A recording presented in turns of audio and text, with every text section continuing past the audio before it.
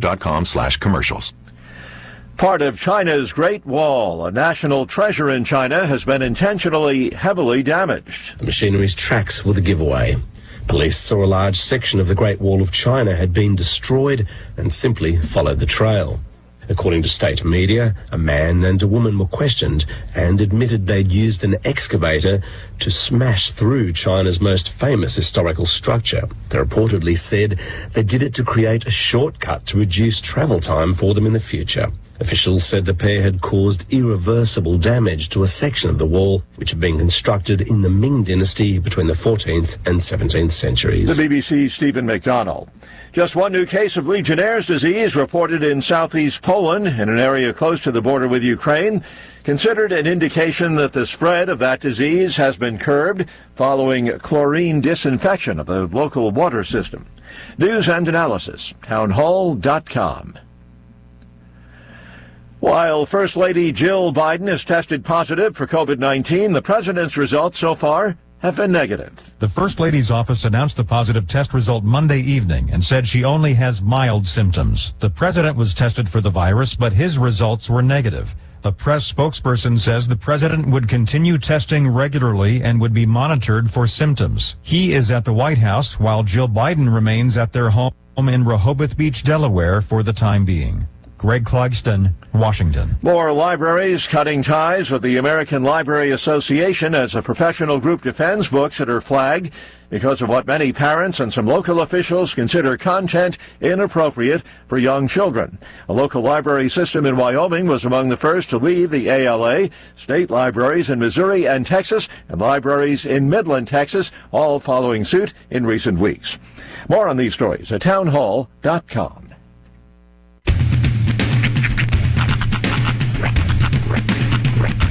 What in the wide, wide world of sports is going on here? I promise you, whatever scum did this, not one man in this force will rest for 1 minute until he's behind bars. Now let's grab a bite to eat. Yeah, come on. I feel the hot wind on my shoulder and the touch of a world that is older. I hit the switch and check the number. I leave it on and then I slumber. I hear the rhythm ringing through it. Flamenco guitar and cumbia music. I hear the talking of the DJ. The tabloid said, what does he say? I'm on a Mexican radio. I'm on a Mexican radio. Broadcasting live from high atop the J.P. White Building in downtown Roswell, New Mexico. It's Mornings with Mike Winters on 106.5 Roswell's Talk FM. Is that what I sound like when I talk? Now, here's your host, Mike Winters.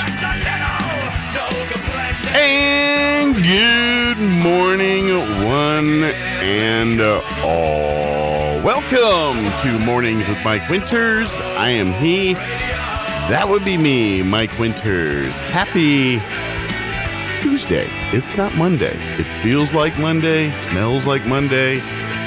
Certainly just pretending in your head you're like, it's Monday. But, oh no, it's Tuesday. Yes. It is one day closer to Friday. It's not Monday. You skipped Monday. Yeah. You were grilling and chilling Monday. on Monday. Or working for some of y'all. Yeah. I was not doing that. And by the way, major appreciation to the shift workers out there who do work on Labor Day so that folks who have the day off can take advantage of goods and services. I'll give you a colonel appreciation. One above major. Oh, dang. Look at you. Outranks them. Well, happy Tuesday, everybody. Welcome to it. Hope everyone had a great Labor Day weekend. How was yours, Sean? It was good. Good. Yeah. Got to kind of clean the house up a little bit. Didn't have a whole lot going on. Took the kids on Saturday to do a little swimming. Yeah. And besides that, the kids were with mom, most of the weekend. So just sort of, piddled about. Well, good news is it's going to be 100 plus all week. Oh, very neat. If there's any, swimming extra here, the weather should be good for it. I would be remiss if I didn't say that yesterday we got a chance to get together and celebrate the birthday of today's birthday girl, Ms. Jocelyn. Ah, today's her birthday. Nice. Oh, happy birthday. Is she here? I believe she's here. It's all Roy. She will be here. Jocelyn, yeah. She'll be here momentarily. Yeah, very good. Well, happy birthday to Jocelyn here. Of course, had another weekend of winning footballs. I think all three teams won. Be back in action again this Friday night. Tackling Fuel. Which is one day shorter because it's Tuesday, not Monday. Remember that. So, but happy Tuesday. That's the good part. I know it feels like Monday, and you're like, and blurry-eyed and Monday feeling. Once you get there and settle in, you're like, oh, it's not Monday. Yeah. It's Tuesday. I got one less day of this week. How amazing. It does make you feel happy. I don't care what anybody says. It just does. So. Yeah, it really does. Yeah, it was, for me, it was pretty, I did a couple of things on Saturday. Sunday, I did my fantasy football drafts. Cookout. How'd that go? That was fun. We had a good time. Good food. Good friends. How'd your team shake out? According to the Yahoo draft thing, I got an A+, but I don't know about that so much. I don't rely on that grade. I got an A+, but I usually the higher the grade, the worse I do. So I'm probably doomed for an awful year because they graded my draft as an A+, which means I'll probably be in last place. Well, let me ask you this: who's your defense? My defense right now, I have Miami, and Cleveland is my backup. Okay, that's pretty solid. I got your boy. Your favorite player is my quarterback. Oh, really? You went Rodgers? I drafted late. And he's not my boy anymore, man. He's a turncoat. I don't want to hear about no Jets football. Well, and I think the way Yahoo had their little rankings and everything set up, for people that aren't paying attention, they're going to draft quarterback heavy. Oh, yeah. His stats are goated, I'm sure. Well, it's just the way they got the ranking set up. If you're not paying attention, you're just picking best player. A lot of quarterbacks went in the first round because that's the way it's set up. I never draft quarterback first round. That's not my strategy. I'm a running back first round guy. That's just how I roll. But so I do my usual strategy, and I was like, well, man, there's still great running backs in the second round, so I'm taking stud running backs in the first round, second round. I didn't even look at a quarterback till like the sixth round. Really? Yeah, and Aaron was still there. And Rodgers was still available? And I said, I'll take that in the sixth round. That doesn't speak volumes. Yeah, so I took it in the sixth round. Well, everyone went and grabbed all the other kids. And I went to, by the time I'm like, all right, let me look at quarterbacks. Because I knew, I was like, even if I get a guy like Kirk Cousins, they're going to be good. And I got to end up getting Aaron. So I was like, I'll take that. And to be honest, my backup is Derek Carr. Okay. So I'm happy with that. Yeah, you're pretty solidly set. Yeah. Wideout's okay. My depth at running back's a little and of course, my defense is not the strongest because I know my defense, my kicker. I don't even look at that stuff till the end. Sure. Some of these people like to draft those are just defense the ones first round, and I'm like, stop. Those are just the ones you get a couple of ancillary points. It is fun though when like the kicker's the reason the game turns, and you get all in the league points. I'm in, the way our commissioner, aka T-Beard, has the defense special team set up, like it's a little screwy. So you can get like 100 points off your defense. Oh, seriously? Because there's special teams rolled into it. Right. So if they get a run back a touchdown or have a lot of return yards, but even the way he scores, he favors sacks and interceptions. He gives them points, more points than a lot of people do. And so your defense is usually put in a lot of points. It's very weird. But anyway, that's Thomas's. That's a quirk I've had issues with for many years. In that it's league. Funny when you listen to somebody talk about fantasy football and like how they're like, well, the commissioner set it up this way, and you realize this is exactly the same group of people that made fun of and beat up the D&D kids in high school, and you guys are just playing D&D. Yes. You just basically said that Thomas is your dungeon master. Yes. He sets the parameters of your adventure. Oh, I'm fully aware of the hypocrisy that is fantasy sports. Yeah, it is the nerdiest thing ever. I'm very aware of the hypocrisy that is. Nerd. I'm gonna go set up my back end special teams. Absolutely correct. These are the biggest hypocrites on the planet. Just feels wrong, man. Well, I'm just happy I'm in one league. Right. Oh yeah, because you usually do double. I used to. There was a time in my life where I was in about 8 to 9 leagues a year. And it was consuming hours of my life each day. Where's the fun? Doing it. And that's what happened. The reason it consumes hours of their day is they're paid millions of dollars to do it. Yeah. Well, even fantasy people, some of them are making bank. Oh, sure. I mean, if you're there are people that are sponsored professional players of this, and this is what they do, and they make 6 figures a year doing it. It aggravates me when I find out what people can call a professional blank. Yeah. Like when you find out there's a professional tag league or a professional tag sport in general, and there's like several teams. There's a reason DraftKings is making gazillions of dollars. Yeah. Oh, and they're everywhere. And they're really hitting the degenerate fantasy football players because it's straight up gambling. Mm-hmm. It's just you pick your team each week, your best thing, and everyone else picks their best team, and that's just it. That's where they lure you in. You're like, man, I could get the best quarterback. Yeah, so can everybody else. Mm-hmm. Which means, yeah, my fantasy team got 557. So did everyone else because they picked the same people you did. And so it's a little, I don't know. You can make money but you got to devote your life to it. That's why I just don't even bother. Quite frankly, just go to school and get a real job. What's amazing to me, I'll be sitting there watching okay, for example, I was watching, there was a pay-per-view over the weekend, All Out. I was watching, my fake wrestlers, fake fighting, and there's a DraftKings commercial. How you can play and bet on the results of tonight's match. I'm like, they're fake. They're literally fake. Yeah. It's a fixed card. If you're dumb enough to bet on wrestling, just give me your money. I mean, at this point, just give it to me. Write me a check, and I'll treat you nice. There are whole organizations that fall because of fixed gambling. Yeah. Or fixed fights, and these are literally we're betting on a whole card of fixed fights. Betting on wrestling. It's real bass backwards, man. That's like betting on sitcoms.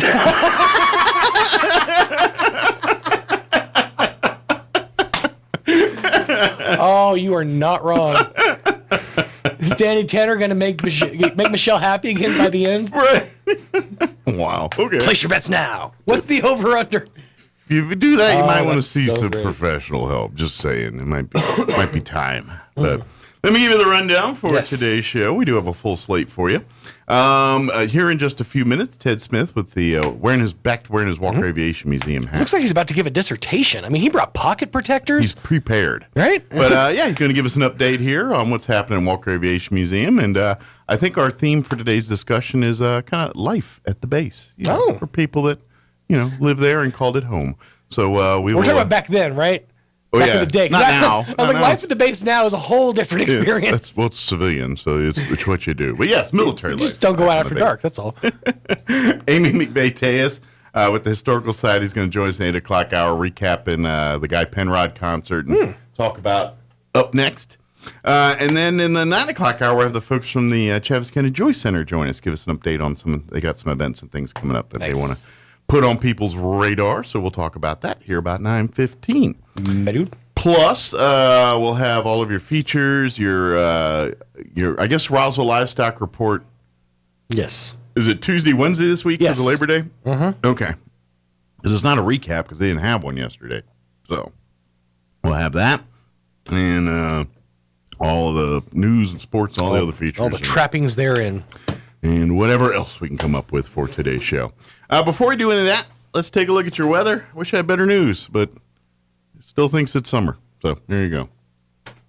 I'm meteorologist Jennifer Naramore with your Pecos Valley weather. Pretty clear out there as the night goes on. A bit of a breeze from the west and the overnight low ranging for the mid to upper 60s. Overall chances for wet weather for the next few days extremely low. We have some big time heat in place. Lots of sunshine through Tuesday with our high right around 100 or just above. We're going to stay between 100 and 103 for Wednesday. We'll see that range in temperatures for Thursday and Friday with abundant sunshine. That's your latest forecast. I'm meteorologist Jennifer Naramore. Thank you, Jennifer. Currently, 67 here in Roswell. Humidity is at 44% with winds out of the southwest at 3 miles per hour. 102 today with winds out of the northwest 5 to 10 miles per hour into sunny skies. Clear tonight with an overnight low of 65 degrees. Southeast winds 5 to 10 miles per hour. Wednesday, sunny 101. North winds 5 to 10 miles per hour. Mostly clear tomorrow night with an overnight low of 69 degrees. Thursday, sunny and 105. Yeah, they think it's July still. Thursday night, clear, overnight low of 70. Friday, sunny, 103 for a high. And then Friday night, mostly clear, overnight low of 70. And then for the weekend, Saturday, sunny, 101 for a high. Sunday, sunny and 100. Monday of next week, 95. So maybe that's boding for cooler temps next week. Knocking on wood, we'll see. But it's going to be 100 plus all week, and feel like summer still. All right, it is 7:18. We're going to get you into your Roswell Livestock Report with Smiley Wooten. Quick break, and then Ted Smith with Walker Aviation Museum will join us on the other side. Don't go away. Good morning, this is Smiley Wooten at the Roswell Livestock Auction. A good Labor Day run on Tuesday with a nice selection of all classes of cattle, especially high-quality native calves and light yearlings. We expect to sell 1,050 head.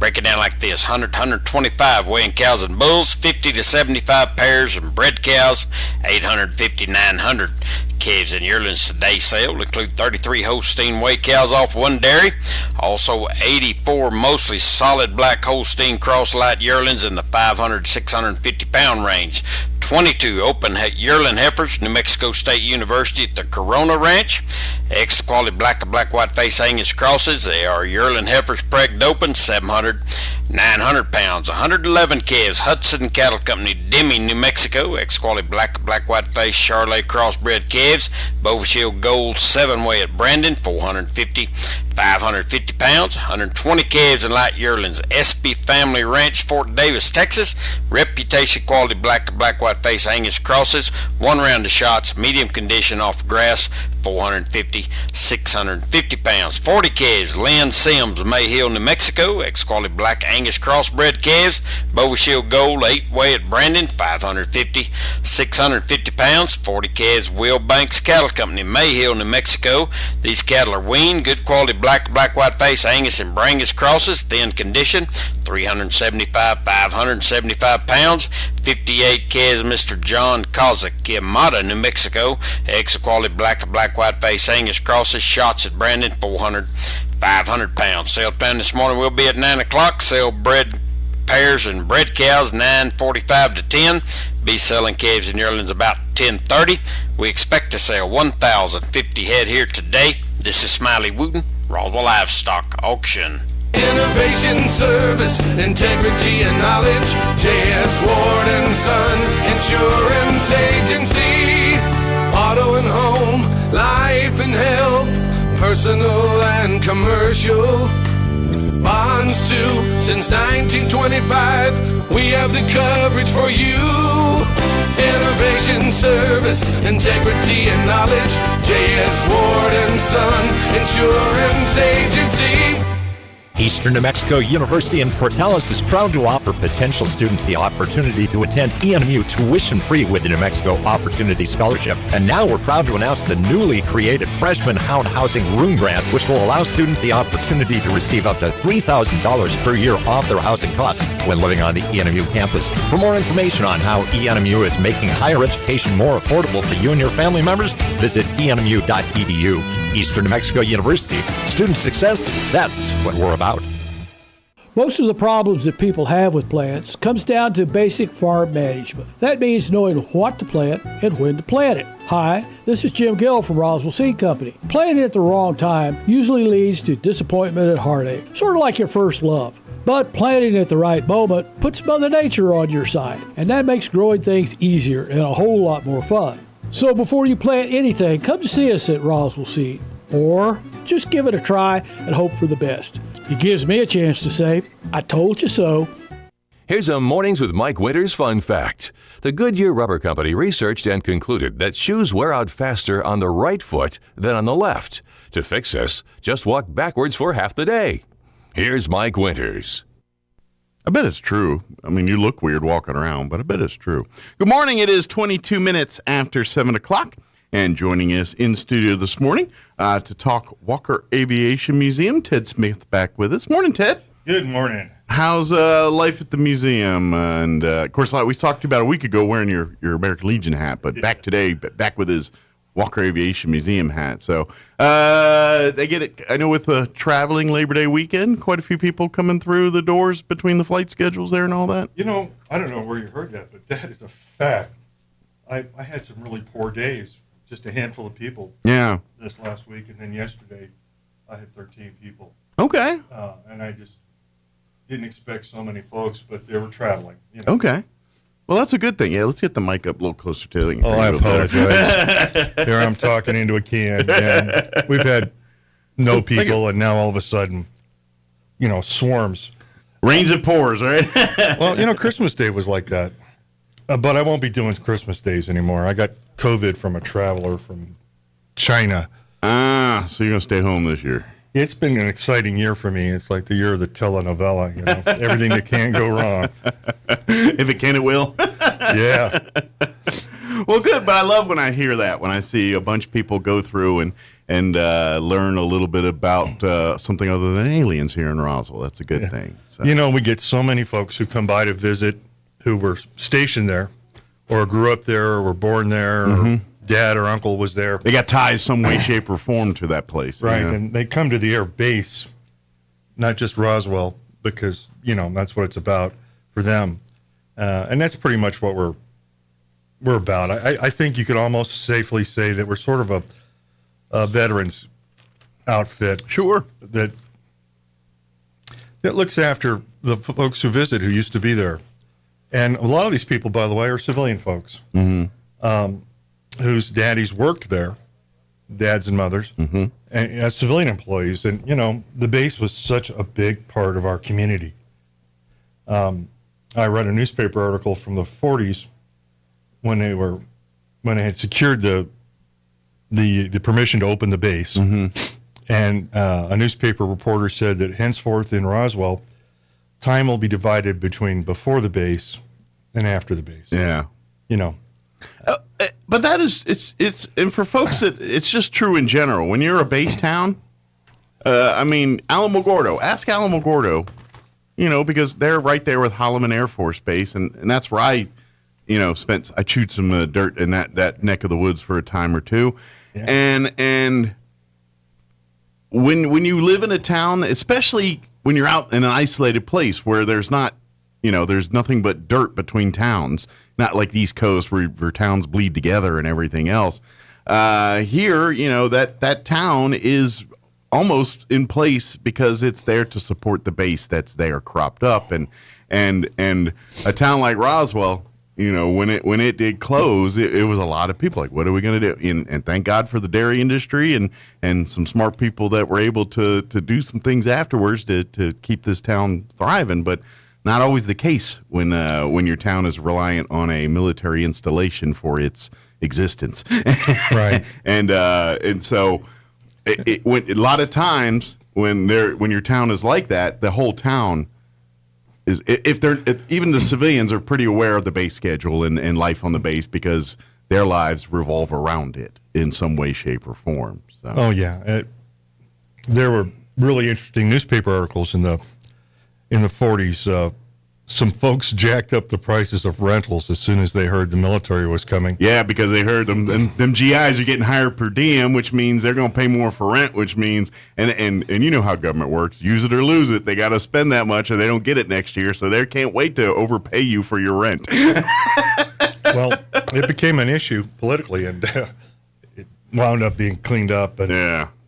But it did cause people to do a bunch of construction for apartments that wasn't wasn't going to happen otherwise. Well, getting back to Alamogordo, they had that same thing with the Germans because back when I was there in the 90s, the Germans were ramping up their work at that base, and they built whole communities for German Air Force in Alamogordo. There was a school, a whole, and then it all kind of dried up and went away. But during that time, the German pilots and support staff were getting paid a lot of money by their German government to live here, and they were paying top money for rental places. So there was that. I'm renting to the soldiers because they got all the money. Oh, civilian, fine, but now you're paying 3 times what it's worth. That's the thing that happens in military bases and towns and Alamogordo. So I'm sure Roswell very much dealt with some of that kind of stuff. You know, there have been places that just became places where the troops were robbed, and you know, nothing but a red light district and bars. And Roswell never got that reputation, and that's really different than a lot of GI towns. So it was known for a friendly town and embraced and welcomed the GIs into their establishments and businesses without fear of, you know, being taken advantage of. Yeah, very much so. People that were stationed there never come back and have bad things to say about how they felt they were, you know, taken advantage of. And that's a good thing. You know, we always talk about Roswell. And sure, we always talk about we have our problems and things, but almost to a person, you can always say the people are really nice. And the way, people always say, when they say Roswell, it's like people are very friendly and all that. And I mean, that's something, a badge to be very proud of. And I hope that never goes away. But I love to hear that even in the 60s and 50s and when this base was thriving and doing its thing, this town had that same reputation then too. That's really cool. So. Yeah, it is. And you and I know from our time around the military that there are quite a few places where, you know, well, the commander actually puts in stores and bars and things off limits because some bad things that happen there, and they don't want the civilian population or the military to suffer. So, well, and especially when you got a lot of 18-year-old kids, first time in their lives on their own, doing, you know, not with mom and dad within reach of them, you know. By the way, about the Germans, I'm pretty tickled that the Germans had their own little bases because we sure have a lot of them in Germany. And, you know, they used to teach Lufthansa here at this airport. Yeah, and that's part of the reason why the Germans are here, too, because of the airspace and the training. They're teaching pilots how to fly the Tornadoes. At least they were then. Back, you know, they're not there now, but back in the day. So. Oh, they used to fly F-104s. Yeah. Yeah. They used the F-4s were trainers, too. They used the F-4s as trainers. Oh, F-104s, yeah. Yeah. Oh, no, these were actually the old F-4s. Like they were turning some into drones and some were trainers for the Tornadoes for the Germans. So the Raytheon guys were all working them, not our guys. I'll tell you, when you're on the ground and you're looking up at tornadoes practicing attacking your tent, it's life-changing. Yeah. That's an incredible aircraft. It is. Well, and they're stout. They're not sleek like little F-16s and everything. They're a little bulky and a little intimidating. They can take their beating. Yeah. And that's what they're about. Yeah. You know, in the general history of the armed forces, if you were lucky in the 1800s and you got stationed in New York or Boston or something, life was good. You know, you had all the access to all the resources of the city. Mm-hmm. But as you went further west, there was less. And in order for people to have their families with them, way back in the 1800s, you know, Fort Sumner guys, before there was a town, well, you couldn't buy groceries for your kids. And the military made it possible for you to use some of your pay to purchase rations from the commissary that were used for the mess hall for the family. And that kicked off a whole process of family support activities. Gotcha. In all the services. The commissary system still exists. The base exchange system still exists. There's no such thing as an affordable BX anymore. But well, the commissaries are. Absolutely, yeah. And that's fantastic. And but military gets it. You know, you want to have the hearts and minds of your GIs at working, you know, that they want them to be the most efficient at their jobs. They don't want them worrying about stuff like where their groceries come from. You know, exactly. And so, you know, especially the married ones that are coming and they've already started their family or whatever, you know, that's a big draw when you say, look, you know, we got all that, you focus on the mission, we'll make sure you got, and, you know, and okay, you know, military and all that, it's not the Taj Mahal stuff and everything, but when it comes to commissary, and I'm telling you, military guys do get a good, you know, because a lot of times they get exotic foods. Like And Alamogordo, again, I'm using that as a comparison, a lot of German-related food in our commissary because there's a lot of Germans that shop there. And, of course, a lot of people get stationed at Germany. And that's the thing about military. You get stationed other places and try things. You're like, I really love that. Sometimes you get lucky at military bases. They're like, yeah, a lot of other GIs liked it, too. That's why we sell it here in our commissary. Oh, yeah. Yeah. Yeah, absolutely. Yeah. It's Christmas times when you get your German cookies at the commissary and all that. That's incredible. So it's a perk. It actually is a perk of the military sometimes getting that kind of thing. No, it is. Yeah. I agree completely. And the youngsters, now that I'm old, well, people join the service when they're at that age where their people are pairing off and getting married. So they come home from all over the world with brides and vice versa. Yep. And you wind up with, this is an important thing. It turns out there's a whole psychology problem for not war brides, but people that, they fall in love. My mom's case, she was from a city in Holland. Biloxi, Mississippi was not a city in Holland. No, it was not. And that's where she learned her English. Okay. And that's an interesting accent. Well, and the Biloxi, that was during war, that was a big GI training facility and things for getting them ready for war and all that. So, oh, yeah. It's, golly, mosquitoes like you wouldn't believe. Anyway, the Biloxi Blues is a great screenplay turned into a movie, by the way, if anybody ever gets a chance to watch it. The movie had Matthew Broderick in it. Africa I don't remember. Hot. Yeah. But it's actually pretty good if you like GI life during World War II. It's some good stuff. Yeah, we were there in the early 60s. I was born in 60, and we went from there. Okay. But it's difficult on the foreign spouses to make such a big jump. In my mom's town, nobody ever had a car. Mm-hmm. They had bicycles. And coming to the United States, and there were cars everywhere. And they weren't little cars. It seemed like everyone had what amounts to a limousine for, That's Europe, though. You go to Europe, and like I'll remember when we were in Italy at Aviano, they gave us weapons guys. We had a Ram dually pickup as our vehicle to work the flight line, and then if we had to, it was next to impossible to go downtown with that thing. I mean, you can go downtown, but you couldn't park it anywhere. You couldn't drive it in most places because the roads were built for people on bicycles or cars that are the size of your fist. Well, yeah, you got it right. These old ancient European towns were made for donkey carts. Yeah, they weren't built for our big Ram pickups and all that kind of stuff.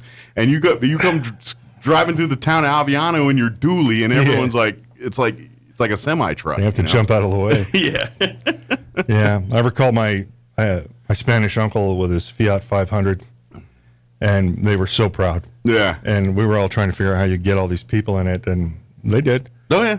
But, Daddy had a 1963 Thunderbird when we were in Japan. And again, Tokyo, an ancient city with very narrow streets. Mm-hmm. Once you get going in those alleys, you may never come out. Yeah. And oh, by the way, there's another reason why. Gas is 4 times as expensive there as it is here. And this was 90s prices, so I don't know. Tax the tar out of it. Yeah, 'cause they play by the liter, not by the gallon, and they're probably paying at that time, and I don't know what it is now. What you're paying a gallon, they're paying for the liter, by the liter. So what you pay for a gallon of gas, they're paying the exact same price for a liter of gas. So it's about 4 times cost more to fill your car up there than it does here. Oh yeah, easily. It was what amounted to $5 or $6 a gallon minimum to buy it on the economy. That's something. That's a military term, isn't it? Yeah. The economy, meaning when you go outside. Specifically, that refers to foreign economies. I thought I'd just cover a few things here. We had a guy yesterday come in, a man whose family came here in 1947. Okay. His mom and dad got married, and then in 1955 they moved into housing. Okay. Base housing, and they stayed until 1962. Now, at Roswell, what that meant is when people typically get reassigned every 2 to 4 years, That means his father was a really good crew chief. Yep. At this base, if you were really good, they kept you. They were a very prestigious unit that every time there was an inspection, they passed it, just flying colors. Nice. And that was a big deal in Strategic Air Command because inspections very, very often led to a new commander if they didn't go as well as, Right. Yeah. If it wasn't meeting standards, they're going to put someone in that's going to make it meet standards. Right. And Kurt LeMay was the kind of guy who thought 4 minutes was plenty of time to take off. Yeah. So they won all the trophies. They had new facilities, and they had that fantastic runway. At one point, the runway was the longest one west of the Mississippi, and it's actually kind of by accident. The runway was 13,000 feet, and that's standard for the bomber runways. Mm-hmm. But ours was 13,001 for who knows why. And I guess some general somewhere bragging rights about something. Yeah. But at 54 inches deep, that's an amazing bunch of concrete. Yeah. Which means you can put probably the biggest aircraft, heaviest aircraft on the world, and that thing will handle it with ease. Oh, yeah. Yeah. This fellow told me that his father snuck him onto a B-36 bomber, and he saw his first microwave in there. Microwave oven. Nice. They were, what was the Moore, the actress? Demi Moore? There we go. Yeah. Her father ran the dining facilities. Okay. That's how she ended up in Roswell. Her dad was military. Yeah. Gotcha. And unfortunately for him, he was extremely good. He was the best dining facility in COIC in the West and kept bringing back the trophies. And that's not a little thing. During World War II, they would just give them cans of rations, and they'd go flying. Sea rations, things like that. Yeah. Yeah, you hear those rations. And, the guys lived on hot coffee because that's all they had to heat with. Well, by the time the B-29 came around, Maxson, M-A-X-S-O-N company, made heaters. They're the Herman Nelson of their time. Gotcha. And they decided to make a stove, a heater for B-29 bombers. Nice. And they had those little lumberjack tray, circular meals. Mm-hmm. And that's where all that started. And that is the beginning of the TV dinner. Okay.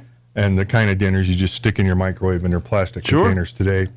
That all started with the Air Force trying to keep the air crews from suffering so much because, at 30,000 feet in an unpressurized aircraft, you were cold. Yeah. And warm food was incredible. It kept people wanting to stay in the service. It kept them alert to do their jobs well and be safe. Winning the hearts and minds side of the military, yeah. Yeah. And so that B-36, I found out yesterday, had the microwave oven, and he was explaining to his son that radio is what made the food hot. And of course, the kid's rolling his eyes. Yeah, sure, Dad. Whatever you say. Yeah. And now it's a staple. Yeah, we wouldn't know what to do without our microwave. Yeah, well, that's and for folks that don't know, when it comes to technology in that world, military / NASA space, all that was a lot of products that we enjoy today were offshoot products of military and NASA, stuff like that. Velcro. That's how a lot of this was, Velcro was invented because the guys in the space capsules, their pens and tablets and all that kept floating away. Yeah. They needed to find a way to keep them handy. We have silly putty because during the war there was a lack of rubber because all the rubber was going towards the war effort. So they were like, well, we need to design things that can do things like rubber that aren't rubber that we can make cheaply. So silly putty was one of those things. It didn't work so good as rubber, but it worked in many other things. And so someone made $1 million off of silly putty trying to basically get a replacement for rubber and end up making a children's toy we all love. And if you kids don't know what it boiled down to is you could take your color comics in the morning on Sunday and lay a piece of silly putty on it, and it would take up the comic. And it would basically give you a complete copy of it. Oh, it was a big deal back when I was a kid. It's a real big deal. Yeah. We were pretty analog. Yeah. And that was incredible, and it didn't stick. And it bounced, and it did everything you wanted it to. Unless you left it out of the egg and it dried out, then it was no good. Yeah. But it was sort of the green slime of its time. Yeah, silly putty. But anyway, we got sidetracked here. But that's really you talk about some of this stuff and the conveniences that they start putting, and it's kind of neat how that evolution had in the 50s and 60s of that shifting of because when you look at how military life is today, I think a lot of it's shaped from how they did things in the 40s, 50s, and 60s, and we're looking at the results of the mindset of how they wanted to treat GIs that served. I think setting the standard that we see today, a lot of that came from the 40s and 50s. I found out that in the 50s, ENMU down in Portales was running night school classes at Roswell High School for the draftees who didn't have high school diplomas. Oh, nice. So they can get their GEDs or equivalent or whatever. Yeah. Well, in that time of war, every able-bodied person, they're going to get you through to what they got to do to get you through. So that's the difference between wartime and not wartime sometimes, Yeah, they recognized, going back to World War II, that if you take somebody away from home for a year or two or 3 or 4, you put them out of synchronization with their peers. Mm-hmm. A guy does 20 years in the Air Force, for example, and he goes to his hometown and he realizes that his high school friends, they're all established in the community and they own homes with 20 years worth of, money into it, right? Right. And during that time, the GI was serving, and so didn't get a chance to establish those roots, basically, in their own towns. Yeah. And so that's where the GI Bill of Rights came. They plugged kids into college, give them a chance, and it broadened the middle class in a big way. My family benefited from it. My uncles, my father. And I imagine millions of other families did the exact same thing, Oh, yeah. Absolutely. Yeah. I found out something interesting and it's making me want to go to Ruidoso again. The base owned, or leased, I can't tell, a recreational camping area. Okay, for GIs to go for the weekend, to go up with their families and stuff or something? That's cool. I love that. They had the trailers and all that. You could just pay your money and go up there and enjoy some coolness and all that. I just thought that was pretty neat. Military's, hey, if we're going to, for young folks, if you're looking, when we talk, I will tell folks every time, sure, military's military. You're going to deal with red tape and that's just life in the military. Everybody does that. But it's also life in the factory. Yes, you're right. But if you're looking to find where your place is and you're still kind of not knowing that yet, military's masterful at giving, because they're very good at establishing the things that sometimes people are lacking when it comes to deciding what they want to do next. And that's the thing. Once you're in, they really do a great job of trying to make it something, especially if you have a family. I mean, this is, and like some of the stuff we're talking about that they're doing, they did here at Walker and during the 50s, 60s and all. Every single base has these kinds of things for their people that call it home. It's like, when I was in, you go to the military bases and they'd have like you were talking about, a cool little camp to go to Ruidoso. Yeah, they have we're having a whitewater rafting weekend. Sign up. We get a group of people, or if you want to do your own camping and stuff, you can get stuff for free. Like, that was stuff I loved in the Air Force. I was an airman and made no money, but if I want to go camping one weekend, I just go to the thing and I could check out a sleeping bag and a tent and a stove, pop-up trailer if you want. Yeah, exactly. Yeah, that. The whole thing of base, they really do a lot of stuff to make it. If there are lakes nearby, they'll rent boats to you. And then the trick is socialized.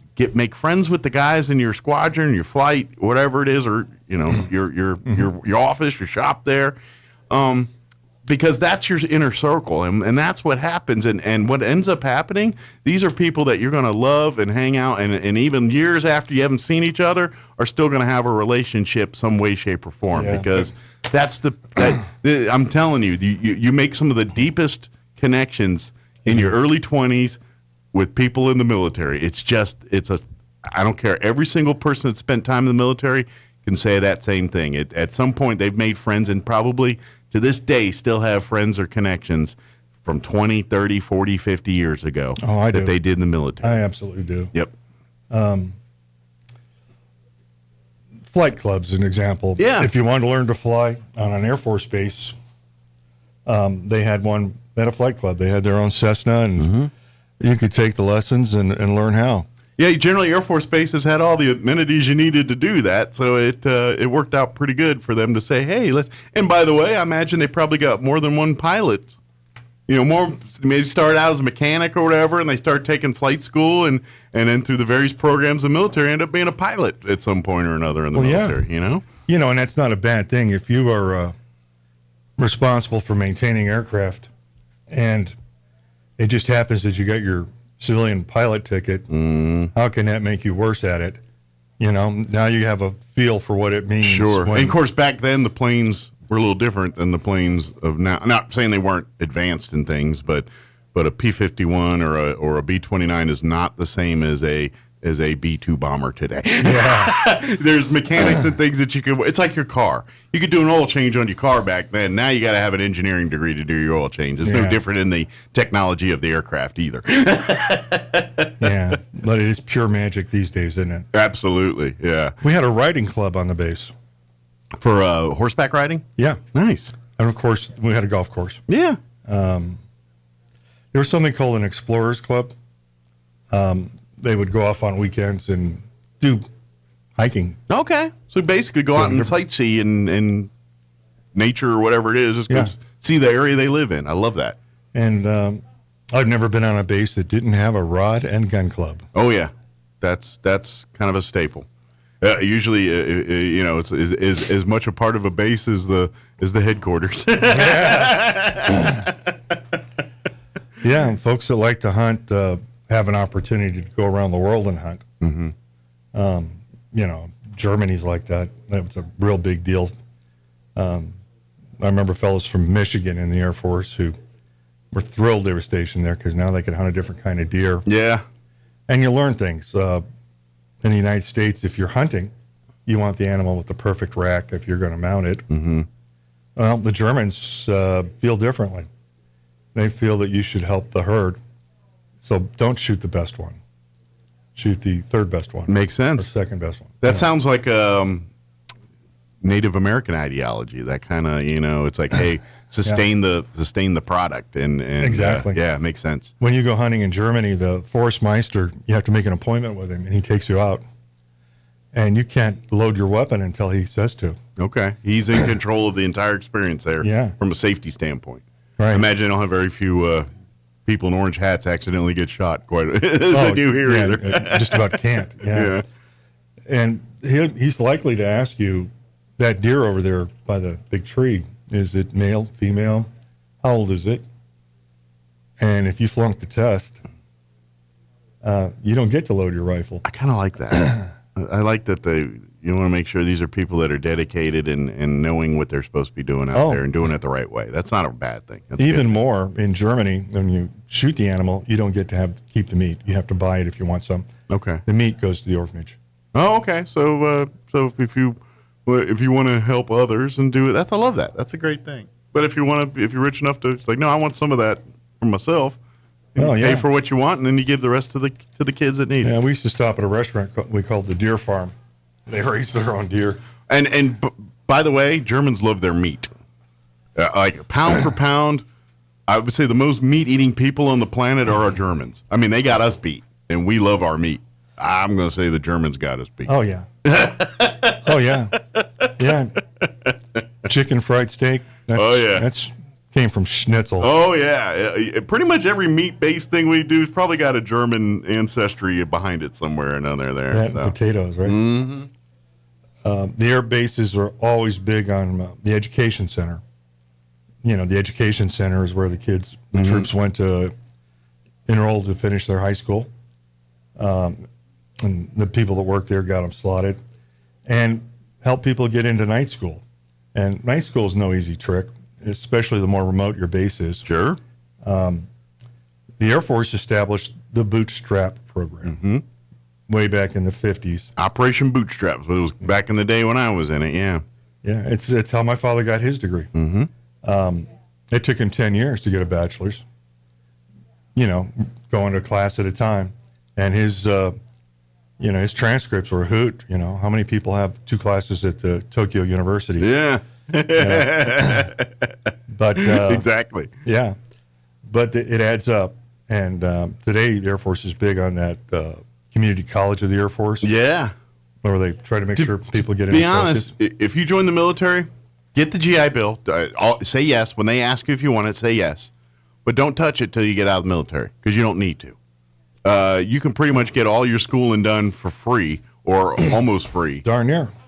Through your Air Force particularly, but I'm pretty sure Army, Marines, all Navy, all have it too. But I speak from experience with Air Force. They're very, very much encouraging of you going and pursuing your associate's degree or going through the community college of the Air Force to get your degrees. And then when you get out and you want to keep going to school, then you can tap in your GI Bill and get it paid for too. So, you know, and that's about the time you're out in the world and you're thinking, you know, if I could just get a degree in this or that, I would get promoted here at the company. Yep. And now you can focus that. Yeah. And then by the way, you know, if you're looking for your first house, guess what? That VA thing's going to pretty much, because what's going to happen is you can buy a house with zero money down. You don't know how big of a deal that is. Civilians, bare minimum 10% of what they want up. So if you buy a $200,000 house, bare minimum, you should have at least $20,000 to put down on that thing. Yeah. Most people don't have that. United States Air Force, GI Bill. No. Don't worry about money down. You served. We're going to cover that for you. Just make you monthly payments. And you'd be surprised at how realtors behave when they find out that you're going for a GI home loan. The GI Bill, all it means is you go through the bank, but the government guarantees that the loan will be paid. If you got struck by lightning or whatever, it's insured by the government, and that's that. So people don't want the big down payment and all that because they know that is a safe loan. Yeah. Your credentials are vouched for by the United States government. Therefore, you walk in any room and they're going to treat you with kid gloves and the royalty treatment. That's just how it works. It's a perk of being in the military. Yeah, and thank you, taxpayer. Yeah. Congress did this, and we appreciate it. And quite frankly, it saves because there are so many GIs that can't do it unless they had this going on. That's just because they don't make enough money while they're in the military to really put in a savings of any kind. I mean, the military takes care of a lot of your expenses. So, but you're not getting, you know what I mean? You get your minimum pay, and if you're single, and I don't know what it is now, but like I was making, and this was 20 years ago, I was getting under $1,000 a month take home to live. You know, but that being said, I didn't pay for food, I didn't pay for lodging, I didn't pay for it, so it worked out. But you didn't keep the lodging. Exactly. Yeah, exactly. But you don't really have a nest egg to build. You don't have stuff to do that kind of thing. So compared to your peers who didn't go in. So a VA loan is basically allowing you, because you took the time when most people do to save for this kind of stuff. You did it serving. They're going to cover that for you. That's the ideology. Oh, by the way, you get your VA loan coverage back if you sell the house. You've got it for life. Yeah. Oh, by the way, going back to Bootstrap, the Air Force, the government was paying 75% of the tuition. So the troop had to pay 25% in books. I finished my degree up on active duty, and it was pretty much the same thing. It was darn near free when you think about it. If you, I don't know, what would a class cost me? $300. Yeah. Max. Max, that would be a big one. Yeah, it's fantastic. Base life is pretty cool. I mean, this is, to be honest, and this is kind of, I always say this, sure, you're going to do things that you're like, what the heck am I doing? You're the dumbest things you ever done in your life. You're probably doing the military, but you're going to take so much from it. But you're going to do it in Italy, and you're going to do, and then you get to learn from it. Yes, I have spent afternoons spray painting rocks in the desert. Why? Because some general wanted me to. That's the only reason why. But once you do, it does teach you a little bit of discipline. It does teach you, and at some point, you deal with stuff, and but when you're all together, it just creates bonds and friendships, and it creates really the memories and stuff, and yeah, I did some dumb things and things that I hated in the military, but you know what? The coolest things, the coolest people, the coolest experience I've ever had were when I was wearing the uniform in the United States military, and I'm so thankful for that, and I think so many Americans would benefit greatly from a stint in the United States military. Oh, like you wouldn't believe. Yeah. I've seen very few people who are actually disadvantaged by their time in the service. Mm-hmm. Yeah, and the ones that have are ones that really screwed up. Doing criminal illicit stuff, which they will hammer you for if you do in the United States military. Well, and seriously, like if you took, here's the deal. I don't recall my mother ever watching us while we played in the yard in base housing. The security police squadron was patrolling it. And the speed limit said 15, and they weren't kidding. Oh, yeah, people did it. They weren't kidding. You did 16. Not only did you get the ticket, they reported you to your commander. Yeah. And it impacted whether or not you were going to get promoted. Yep. I just saw the time where it's 8 o'clock. So real quick, before we go here, please, I know we got a lot. We just kind of, Walker Aviation Museum, it kind of flies around the flying schedule. Love to have folks come on by. Come today. Ted's going to be heading probably here in an hour or so. Should be over there holding down the fort. And come see, come walk through, come talk, come visit. And see what the museum. It's free. It's right there at the air terminal. Come, and if you'd like to to get more involved, I highly encourage you to go check out their website, which is www.wafbmuseum.org, which is short for Walker Air Force Base Museum.org. Go there if you'd like to make donations to help. You can do that if you want to learn more about hours, things, all the stuff that's going on, or if you want to serve on the board or serve as a docent or a volunteer to help Ted out so he's not the only one there from time to time, please reach out through the website there and talk and reach out, and they'll be happy to have you. And, of course, if you're looking for stuff, if you had family, come by the museum, come talk to Ted. I'll be sure to happy. Ted is full of, he loves to research and do information. And so if you have questions, Ted's probably a good resource to help you find your answer for some of this stuff. I got counseled by Colonel Sherman for not listing all the folks who have been making donations to us. And I went in the room next door and printed it out. All right, let's do it. And I can't find it.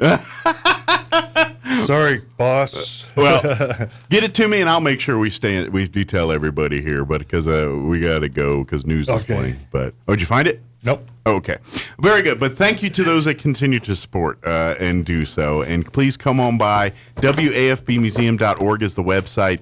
Come check out the museum. Come support it, and thank you to everyone that does. So good deal.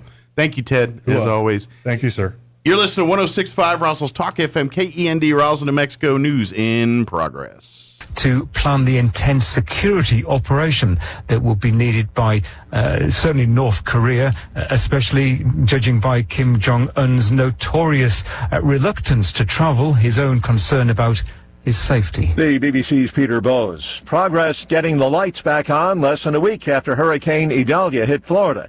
Governor DeSantis says electricity back for about 96% of the utility customers who were left without following the storm. Watching Wall Street, the Dow is down 61 points. More on these stories, townhall.com.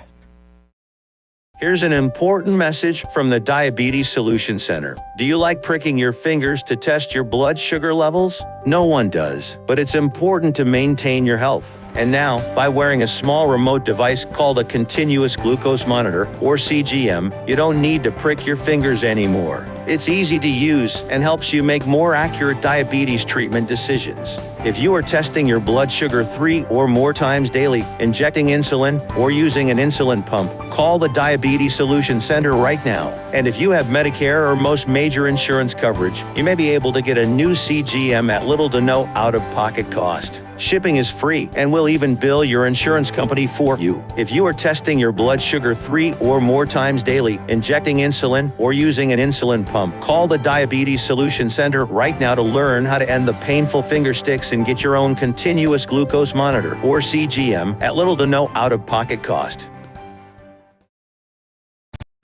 Southeast Asian leaders, members of the ASEAN alliance, meeting at a summit in Indonesia. The ongoing turmoil in Myanmar is high on the agenda. It's not the first time people have questioned ASEAN's relevance. It's an organization it's designed to be consensual, and so it only takes one member state, and there are 10 members of the association, to disagree, and they can't make any decisions at all. But this is the first time in Myanmar where they're dealing with a crisis of this scale among one of their own members. And that really has poisoned the waters for ASEAN, and it's split the association in a way it's never allowed itself to appear disunited before. The BBC's Jonathan Head. China downplaying President Xi's decision not to attend this week's Group of 20 summit in New Delhi. China has announced its newly installed Premier Li Kang will represent Beijing at the meeting this coming weekend. India-China relations have been strained over a sometimes violent border dispute. News and analysis at townhall.com. Planning a trip to Death Valley? Best put those plans on hold. Officials say it could take months for Death Valley National Park to reopen to visitors after Tropical Storm Hillary.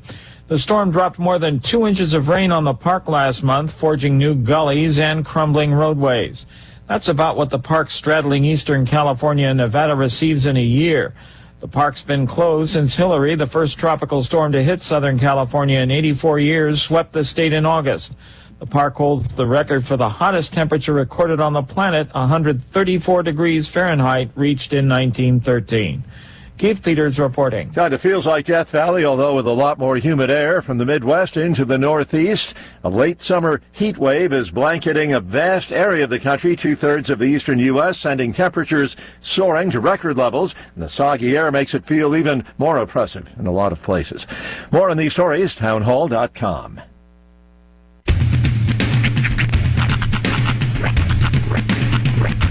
What in the wide, wide world of sports is going on here? I promise you, whatever scum did this, not one man in this force will rest for 1 minute until he's behind bars. Now let's grab a bite to eat. Yeah, come on. I feel the hot wind on my shoulder and the touch of a world that is older. I hit the switch and check the number. I leave it on and then I slumber. I hear the rhythm ringing through it. Flamenco guitar and cumbia music. I hear the talking of the DJ. The travel and what does he say? I'm on a Mexican radio. I'm on a Mexican world radio. Broadcasting live from high atop the J.P. White Building in downtown Roswell, New Mexico. It's Mornings with Mike Winters on 106.5 Roswell's Talk FM. Is that what I sound like when I talk? Now, here's your host, Mike Winters. And good morning. It is 6 minutes after 8 o'clock.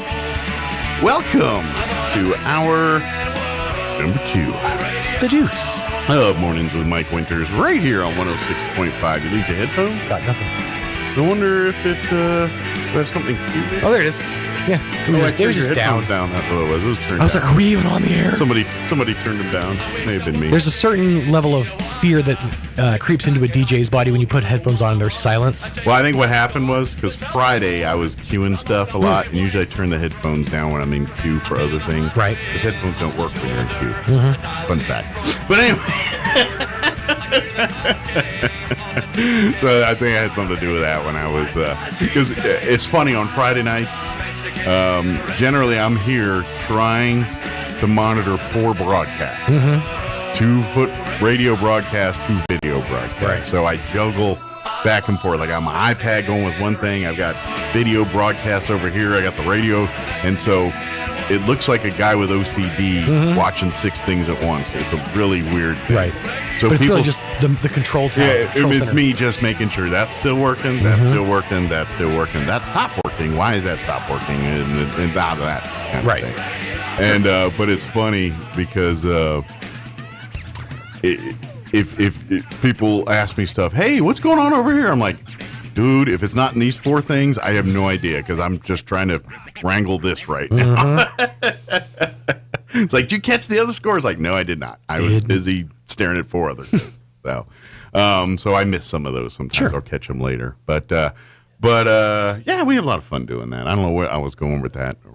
There was a point to that. I just don't remember anything. Oh, just the headphones were muted. Oh, headphones. That's right. But that's why all that was all that started. When the headphones don't work, it's probably because of that. So, happy Tuesday. Yes, sir. It's not Monday. It's not. It's the best part of Tuesday. It's not Monday. I agree. It's the 2est of all the days. Yeah. Although last night it was messed up my TV schedule, because I was thinking it was Sunday night and it was Monday night, and so like, why is this on tonight? Because it's Monday. Sunday was this weird like vortex day, like almost didn't exist. Yeah. It's like everybody did stuff on Saturday, people did stuff on Monday, but Sunday was just like, let's just hide. Well, see, I because of last week was kind of a busy week, just concerts and things and football, just stuff going on. Right. I was behind on Big Brother by a couple episodes, so last night we finally got caught up on our Big Brother. So we're prepared. You're all set for tomorrow, which is Wednesday, right? Still, let me check. Yeah, tomorrow's Wednesday. We'll be ready for the new Big Brother. Nice. So got your ketchup on. Yeah. Very cool. Oh, I forgot to. I'll tell you later. It's off air. It's really cool. Okay. I got to give a shout out to a listener, actually a viewer, a fellow that watches this on camera. Oh, cool. Yeah, he actually tunes in for our ugly mugs. So it's a fun story, actually. I went to the Allsups on North Main at Country Club a couple nights ago, and I see a guy wearing a certain shirt. When you're a fan of pro wrestling, you have to like find people in the wild in certain ways. So he's wearing a American Nightmare Cody Rhodes like I see shirt. the person wearing a Redskins or Commanders gear, I'm like, hey, someone with some taste. But here's the thing: when you find somebody who has one of those shirts, immediately you're like, another human being that likes the thing I like. You get excited and you're like, I need to tell you everything. We need to talk about everything. And we're like, there's like a line of people behind us at the Allsups. And so we're going over, because it was actually just watching a pay-per-view, so we're going over all this stuff. And, we got to talking, whatever. And the next night I go back, he was explaining that he, watched the match I was talking about, how epic it actually was. And he's like, oh, and by the way, I watch Mornings with Mike Winters. Oh, nice. So I was like, so he knew who you were. Yeah, so I got to give a shout out to Michael from the Country Club Allsups. Nice. Viewer of Mornings with Mike Winters. Wrestling fan and checks out the show. Man of good taste. Nice. That's right. I'm glad they don't give him a lot of entertainment devices at Allsup, so he can sit and it's all I got to watch is those guys. This is all I've got. It's not that I'm a fan. That's just all I got. Yeah. It's better than nothing. That's our new slogan. Mike Winters, better than nothing. I like it.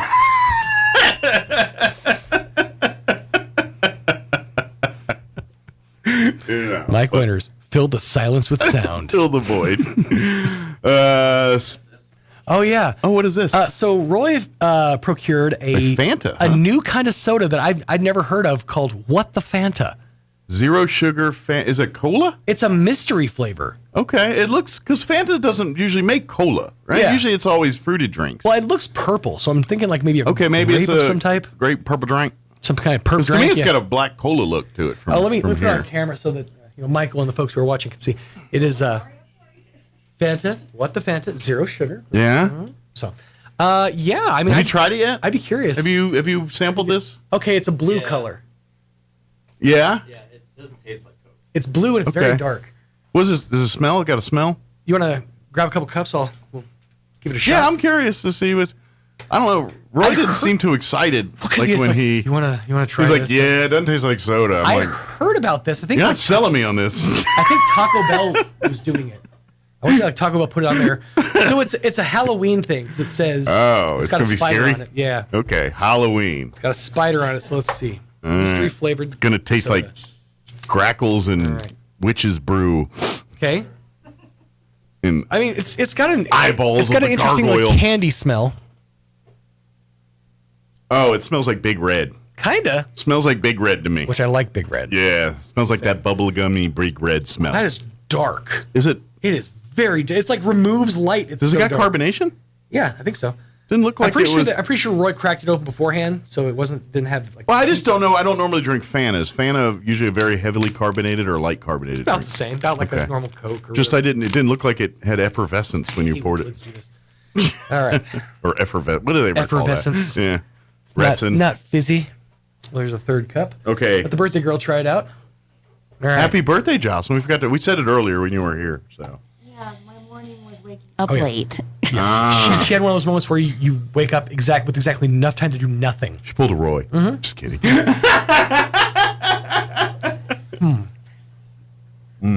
That's interesting. It's like it's. I know the color makes me want to say blue raspberry, but that's not it. You know, I can't place it. it's too sweet. Do you know how when? Wow, it's sweet. Do you know how when companies do Whoa. like seasonal flavors, then they'll release a mystery batch? A lot of times it's to clear out the flavor that's in the tank. Yeah. That's what this is. I think you're They're right. prepping for a new flavor and they had to clear out the tank. Yeah, It's like a cross between grape and unless you're cherry. Yeah, like if you're a second grade child, you'll love that. I don't hate it. I can't. I'm a third grader. And that is built for someone of a palate of a child. That's what that's built for. You know what it tastes like? You remember quarter waters? Yeah. Hugs? Those little, if you took one of those and carbonated it, that's kind of what this tastes like. Yeah, you know what? Yes, I was gonna say, you know those little wax. Remember those little wax things you bit off and had the juice in it? Nickel nips. Yeah, a carbonated version of that. That's what that is. I actually kind of like those. Yeah, but they're only good in that little wax thing, not a whole 12 ounces of it. That's where it's too much. I can't even finish it. I'm like, that's too sweet. It's not bad. Too sweet. I mean, I finished the cup, but that's too sweet. That's what I was saying. Yeah, it's too sweet. For something with zero sugar being that sweet, that is pretty impressive. Yeah, I mean, are you sure there's zero sugar in that? You want to finish it? Because I contains. I don't have no the cooties or nothing. The beauty of soda is you can never figure it out by looking at the ingredients. Yeah. Not even close. It's got citric acid in it. Less than 2%. Yeah, it's not that bitter. Yeah. Yeah, it doesn't say. It just says color. Yeah, it's all sweet. It's literally. It's not like Coke where it has that bitterness to balance it out. No, yeah, it's all sweet and it's sickeningly sweet. It's you got to be a kid to like that. Like for people, I'm going back for the last drop of it. People that eat copious amounts of the pixie dust and stuff like that are going to love that. There you go. If you like savory foods, that's probably not going to be your wheel. If you've enjoyed a steak in the past year, yeah, it's definitely a hit. But of sweet. people that like to eat that kind of stuff and dip their fingers in the powder and do those kind of sweet tarts and things like that, if that's your bag, you'll probably like that. Fantas are usually hit or miss, but the signature Mountain Dew flavors, those are almost always a hit. Yeah, I've had some good ones. There's a peach one that they sell just at the KFC Taco Bell. Dr. Pepper has been very hit or miss. They're about 50-50 on good versus not good for me. I'd say 75-25. But I would say the same thing as Coca-Cola. Yeah, most of theirs, the Dr. Pepper cream didn't work for me, but the Dr. Pepper strawberry cream works for me. The cherry's great. That dark berry was, again... Yeah, that purple one was not a winner. Not great. But, to be honest, the Coke, like these mystery flavors... Those are all awful. Yeah, they're all awful. Not one I've had that I really liked. Yeah, it's good. Yeah, everyone. I've had one that was like close to bearable, but I still wouldn't drink it every day. It's not, you know? Yeah, let me get a Coke Imagination. Yeah.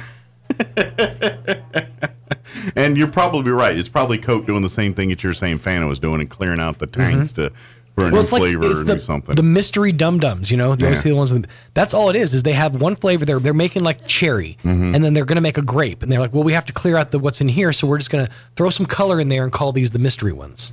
Yeah, it won't kill you. It may not taste good, though. I hope Oreo doesn't do that, too. Like with their mystery flavor Oreos. Yeah, those are almost always hit. Well, and I don't know how Oreo does it. The people at Nabisco that work for the Oreo division that makes up their flavors are geniuses. And maybe it's because Oreo is just the perfect vessel to do it. I don't know. There have been two that I did not like. See, I can't even say that. Even ones I thought were going to be gross, I liked. Like watermelon. I liked watermelon. It's again one of those I can have a cookie. Yeah, but I'm not going to go back. It was don't get me wrong. I wasn't like give me a pound of those, right. But I was thinking this is going to be revolting, and I was like, you know what? I would actually eat a couple of these if someone said want some cookies. The other one that comes to mind, Swedish Fish. Yeah, but they're not really. They had an Oreo. They had a Swedish Fish Oreo, and it was. Well, see, I don't like Swedish Fish. I don't like Swedish Fish. Yeah, and gross it tasted like they made the cream taste like that weird, like licorice flavor. Yeah, I didn't like. Like to me, is like people that really love Big Red, like Swedish Fish. You mean like the soda? Yeah, no, the gum. Oh, okay. The gum. I was gonna say because Big Red is it's unofficially the official soda of Oklahoma. Yeah, no, the gum. The gum Big Red, not because it's Swedish. Kind of has that little cinnamony thing going on there. Yeah, I'm not a fan of that. I'm not a fan of Big Red the gum either. I mean, I've had it and eat it in a pinch, but I don't like cinnamony things in general. I don't. Like I wasn't a fan of Atomic Fireballs or Red Hots when I was a kid. I didn't mind those because it was more of a status symbol. Like he's Fireballs. He's cool. Warheads was a real status symbol. Yeah. Because I was like, you're a tough kid if you can handle warheads. Yeah. Yeah. I get what you're saying. Is that our guest? Yes. Okay, sweet. Let me give you the rundown for this hour of the show. You don't want to refill? I'm good. Thank you. I'm good up. I'm good up on the Fanta. We're going to get you up to date with the weather here in just a few. Then Amy McVeigh-Tejas with the Historical Society for Southeast New Mexico will join us in just a couple minutes. We'll recap last week's Big Guy Penrod concert. We'll also put on your radar what's up next with the Historical Society as well, too. And later on in the hour, we'll get you up to date with news of the local variety, your Wall Street business update, and whatever else we can come up with for this hour of the show. Before we do any of that, though, let's go ahead and get you up to date on the weather. I'm meteorologist Steve Hamilton with your Pecos Valley weather. We have strong high pressure in the central and southern Rockies and also a low pressure trough just off to our west, and that'll keep things sunny and hot today. Dry air in place will be hitting about 100 for the afternoon high. Overnight will be clear, mid-60s, and then we're expecting low 100s for the afternoon high on Wednesday and sunny. Clear Wednesday night, little hotter on Thursday, near 105. I'm meteorologist Steve Hamilton, and that's your latest forecast. Thank you, Steve. I was trying to do things on the computer on the fly and waiting and trying to do that. It didn't work out so well. My apologies. Currently, that is not fresh either. 75 here in Roswell. Humidity is at 32%. Winds are calm at the moment. I wish I had better news for you on the weather. I really don't. Unless you like 105 and 102, then you're going to love it. 102 today under sunny skies. North winds 5 to 10 this morning, shifting to the southeast this afternoon. Clear tonight. Overnight low of 65. That's the best news I can tell you is it's mid-60s for overnight lows. That's way better than not in the 70s there, which we got some of those coming too. Don't worry. Southeast winds 5 to 10. For you Wednesday tomorrow, looking at 101 for a high under sunny skies. North winds 5 to 10 miles per hour. Clear. Overnight low of 69 degrees Wednesday night. South winds 5 to 10. Thursday, sunny and 105. Southwest winds 5 to 10 miles per hour. 70 for an overnight low Thursday night. See, that's going to be a warm overnight. 103 on Friday. 70 for an overnight low again on Friday night. Saturday, 101. Saturday night, back down to 69 for an overnight low. So it's still hot, but at least it's not 70. Sunday, we're at 100. 68 for an overnight low Sunday night. And then Monday, the first time in a week, 95 for a high on Monday. So maybe that's the beginning of the end. Maybe. Crush fingers. Dude, everyone go out and wash your cars. That brings rain. Go out there and wash your car. Line up the car thing, and guess what? Even there's no chance of rain, it's going to rain. It's going to happen. So that's the only way we're going to save ourselves from this. Otherwise, it's going to be hot and 100 plus every day for the next week. All right, it is 8:21. We're going to pause for a quick 3-minute break, and then Amy McVeigh-Tejas will join us on the other side from the Historical Society, talk about last week and then talk about the other things coming up. We got a plethora of them on the other side, so don't go away. You're listening to Mornings with Mike Winters. Rosa, have you decided where you're going to college yet? There's so many choices. I'm still not sure. Well, I've decided to attend the University of New Mexico. It's the only Research One university in the state. It's the flagship, and their academic programs are among the best in the nation. The University of New Mexico? Can I still apply? Of course. UNM is New Mexico's best university, and residents of New Mexico get preference in admission. Apply now, and we'll attend UNM together. The University of New Mexico, New Mexico's University of Opportunity. Apply today at unm.edu. Are you ready to make a real difference in your community? Introducing the New Mexico Army National Guard. Serve your community with pride and become a part-time hero. Join our dedicated team and enjoy the adventure of a lifetime. Get full-time benefits without sacrificing your current career or education. When disaster strikes and your community needs assistance, you'll be there to lend a helping hand. So don't miss out on the opportunity to receive education, adventure, and financial stability, all while serving your country. Get started by visiting our website, nationalguard.com/NM.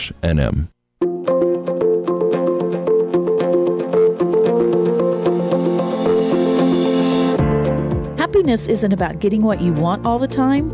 It's about loving what you have and being grateful for it. Hi, this is Pastor Troy and Julie Smitherman for The Joy of Marriage. As people, we can get so focused on what we don't have, we don't appreciate what we do have. We can make ourselves miserable, angry, and even depressed by focusing our thoughts and words on the negative. Take a look around and find something to be grateful for that your spouse does. It will change your attitude in your marriage. 1 Thessalonians 5:18 says, "No matter what happens, always be thankful, for this is God's will for you who belong to Christ Jesus." Take it from me, I was such a negative person, but by renewing my mind with God's Word and learning to be thankful, it changed my life and greatly impacted my marriage. If you have any questions or would like further information about the Joy of Marriage Ministry, please go to jomconference.com. More than 50 million Americans live with chronic pain. If you're experiencing pain that interferes with your daily life, Artesia General Hospital can help. Dr. Casey Della Barca and our compassionate team of providers treat a variety of conditions, including arthritis, back and neck pain, migraines, neuropathy, and more. We offer advanced procedures and comprehensive therapy, and we personalize treatment plans to help you get back to living a quality life. Request an appointment at artesiageneral.com/pain. Roll into Big O for big savings on oil changes and tires. From now until September 17th, get a $24.95 synthetic blend or $44.95 full synthetic oil change. Plus, get a $70 rebate on select Michelin brand tires and an additional $70 rebate on installation of select sets of 4 Michelin tires. Roll into Roswell Big O tires today. Installation charges extra. Required on all 4 tires. Not valid with other offers. Disposal fees and shop fees extra where permitted. Includes up to 4 quarts oil. Void where prohibited. See rebate form for terms and conditions. Additional retailer offer advertised within is independent from the manufacturer's offer. Hey, Freddie Sosa here, Richland Chevy. And Scott with the Dodge Boy. For 5 days only, the Richland Chevy lot on West 2nd will be loaded down with cars, trucks, and SUVs from both dealerships. So who's it going to be? Ram, Silverado, Chrysler, Buick. You decide. Plus, low interest rates and rebates on select vehicles. Remember, Chevy versus Dodge, September 7th through the 12th at Richland Chevy on West 2nd. We're going to smoke the Dodge Boys. You Chevy cats don't stand a chance. Meow. Here's a Mornings with Mike Winters fun fact. Linen can absorb up to 20 times its weight in moisture before it feels damp. Now, you don't have to get up in the middle of the night to go to the bathroom anymore. Here's Mike Winters. Although I would not recommend it. Single first, then try it. If you're married, you probably won't be married very long. You keep doing that. Good morning. It is 25 minutes after 8 o'clock. And joining us in studio this morning from the Historical Society for Southeast New Mexico, Amy McVeigh is back with us. Good morning. Good morning. How are you doing? I'm good. Good. Get a little weekend to come down a little bit and relax after. We did. A busy. I know. We did. Now, don't get me wrong. We turn around the corner and there's 10 other things going. But for a hot minute, you got to take a breath and say, we did. Guy Penrod was a big success. Everyone had a good time. We had. If it wasn't a sold out, it was dang near it. There was empty seats. There weren't many left. Mm-hmm. And I think the message that Guy and his band and everybody did that night, I think if you didn't leave happy, it's kind of your own fault. on Thursday. I don't know what to do with you if you do. Kind of on you. That's right. That's right. But big thank you to every single person that made the Guy Penrod Show happen. Grace Community Church, our volunteers, our board members, everyone that purchased a ticket, everyone that paid it forward, Guy Penrod and his family for working their magic to even, without them giving the green light, this event doesn't happen at all. That's for so sure. For every single person, I don't know, a lot of people were saying, man, that concert finally happened. I've been hearing about it because we promoted it a lot for 3 months and everything. And we thank everyone for getting involved because it was a wonderful night, a meaningful night of praise and worship and entertainment. But at the same time, we did make some money for the Historical Society. We made money. Event. We worked hard. I think the testament I have is for people that have excuses for local events. Through hard work, it can be achieved. We filled that church up.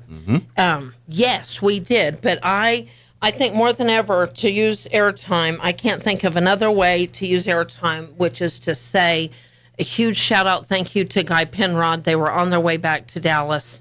And that's just an amazing group of men doing great things. Because after the show, they got back on the bus to head to their next gig, well, you know what? They stayed here. Good. They all got to take a road trip west. Okay. They all got to enjoy local treasures. Okay, good. And so they filled their bellies up. Good. They filled their bags up, and they headed out on Saturday. And we didn't want them to go, but they were headed back to Dallas. Because I was worried they were going to have to go right after the show, get back on the bus and head to Dallas. They got to sleep in. Huge shout out to the Hampton Inn and the Holiday Inn. We had some unique circumstances, and of course, as always, and huge shout out to the Kremlin family, stepping it up and helping us with vehicles and allowing them the opportunity to do all these things. Good. Let them turn them loose with their own vehicle. Great areas, great vehicles, but huge shout out. I do need to run down names, and when people roll their eyes in here, oh brother, you're gonna say names.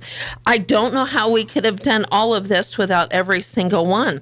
Grace Community Church, Southwest Printers, Rolla Hinkle III, Beehive Homes, my Mutual Mortgage, say that twice, XL Energy, you guys at 106.5, the Hampton Inn Peppers, your New Mexico Dairy family, shout out to Kay and Bev and all the greatness over there, McClellan Oil, KOBR TV, sponsorship in honor of Waymaker Church, awesome. Kremlin family, sponsorship in honor of the Kathleen Arden, we love her, Veterinarians Outlet, Matt and Carol, Penasco Petroleum, Susan Hinkle, Troy Hayes, Peppers, Grill and Bar, and last but not least, Moon Man Printing. We had our amazing neon shirts on. Yeah, you can't miss us. And you know what? That was very helpful. It worked out perfectly. What? Absolutely. I love that. And Guy said that later.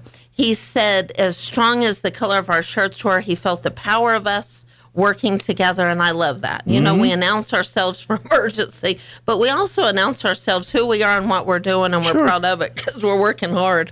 And, we are a great team. And you know what else made me happy, Mike, is how many, that's the other thing Guy said, what a great team we had, how many yellow shirts there were. Yeah. There were Our volunteers are amazing. I think we had 25. The people that come and volunteer, they come out in droves, and we're so thankful for them.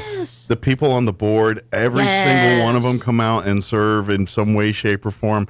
That's a rarity for, you see boards and things. A lot of times you see board of directors and things, they go to their meetings and have their deal, and then they do their once a quarter thing. And then now our board is actively, they're the ones in the yellow shirts when there's a heritage dinner or event like this. Those are board members and other volunteers that you see waving your car through or selling you raffle tickets or whatever it is. Those are people that or sit in the meetings and help make decisions. That's too. for sure. So, yeah. And whether you're Heidi showing up, cooking, or I just love all of our talents. She was almost single-handedly the reason our VIP was awesome, right? Was Heidi and her skills and cooking. We had a couple of other blessings, but pretty much.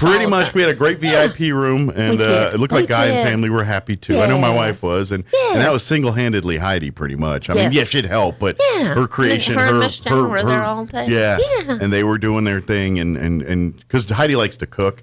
Yep. And so ever since she's been on the board, like food just show. I mean, it's just the blessing. Amy always brings like snacks and food, and she's just one of those people. But Heidi gets homemade with her stuff. But she steps it up, and I love that. You know what? Hey, we do great things, and if somebody comes along and steps it up, I'm like, amen, hallelujah, let's amen. But thank you to everybody, and Grace Community Church especially. Absolutely. Because I'm telling you what, we just can.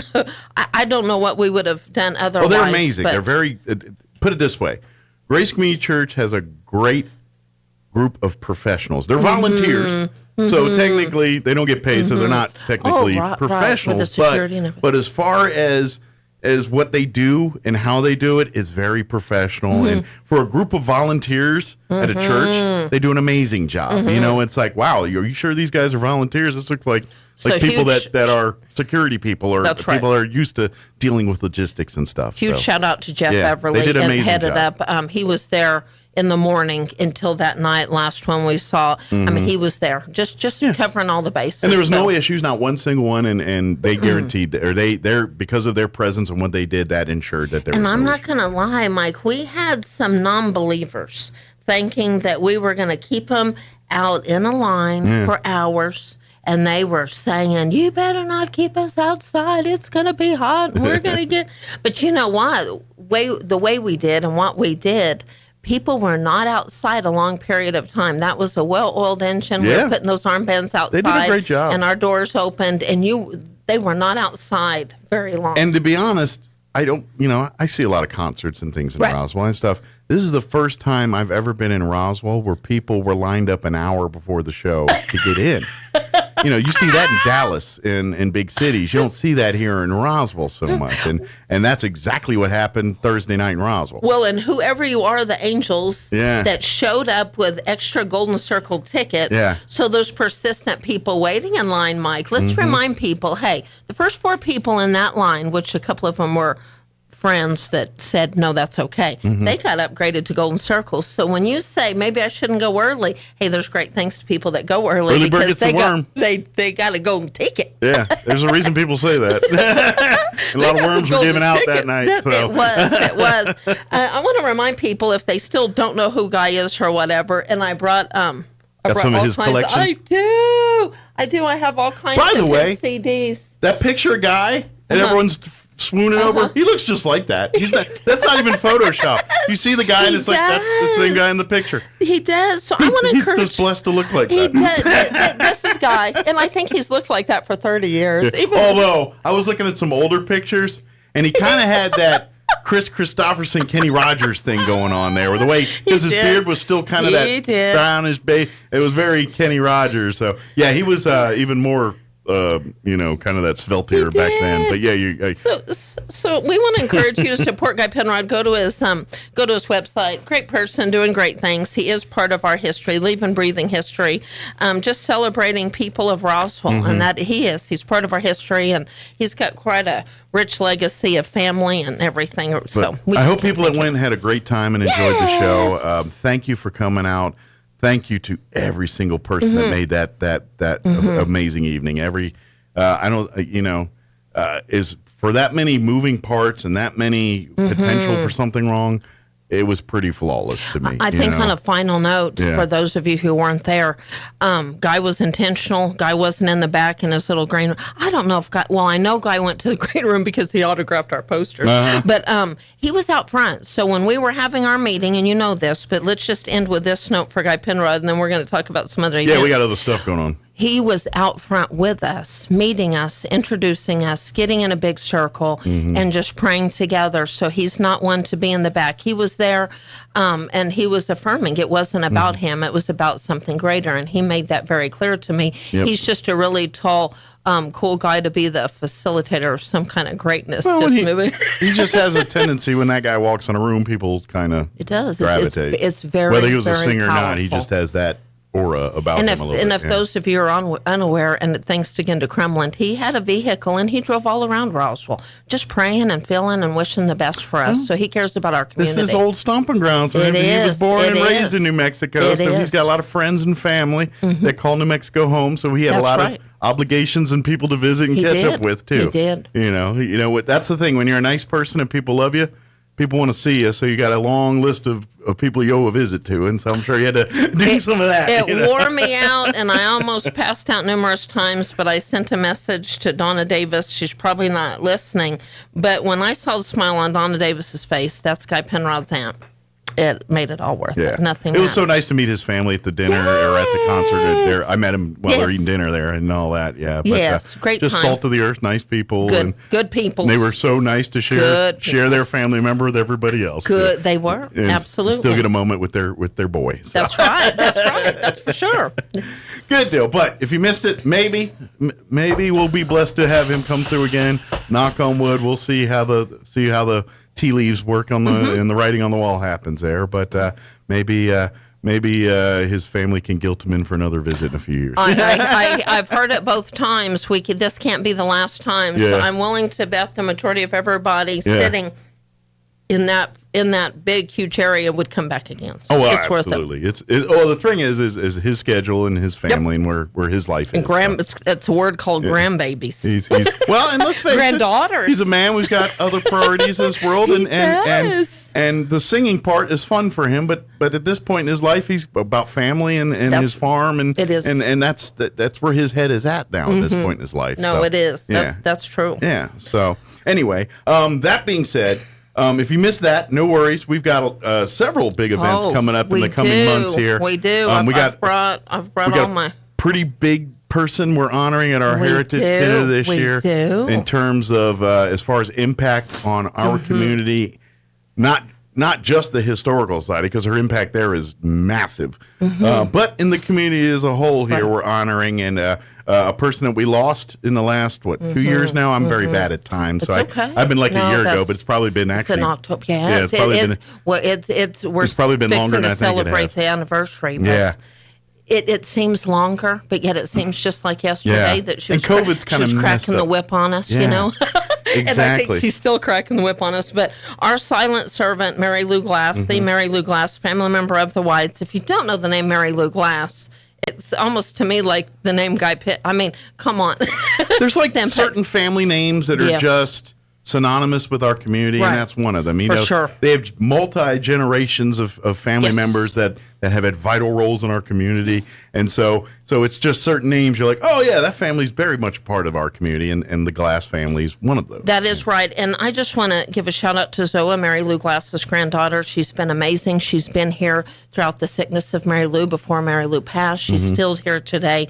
And the Historical Society has made an intentional effort to work directly with Zoa just to make sure every little detail of this event just highlights and celebrates the talents and treasures of Mary Lou Glass. Well, and here's the thing, and this is the double-edged sword we're dealing with on this one, because Mary Lou Glass was the type of person that would give her last dollar to help you. For sure. But if you tried to brag on her about it, she would punch you in the face.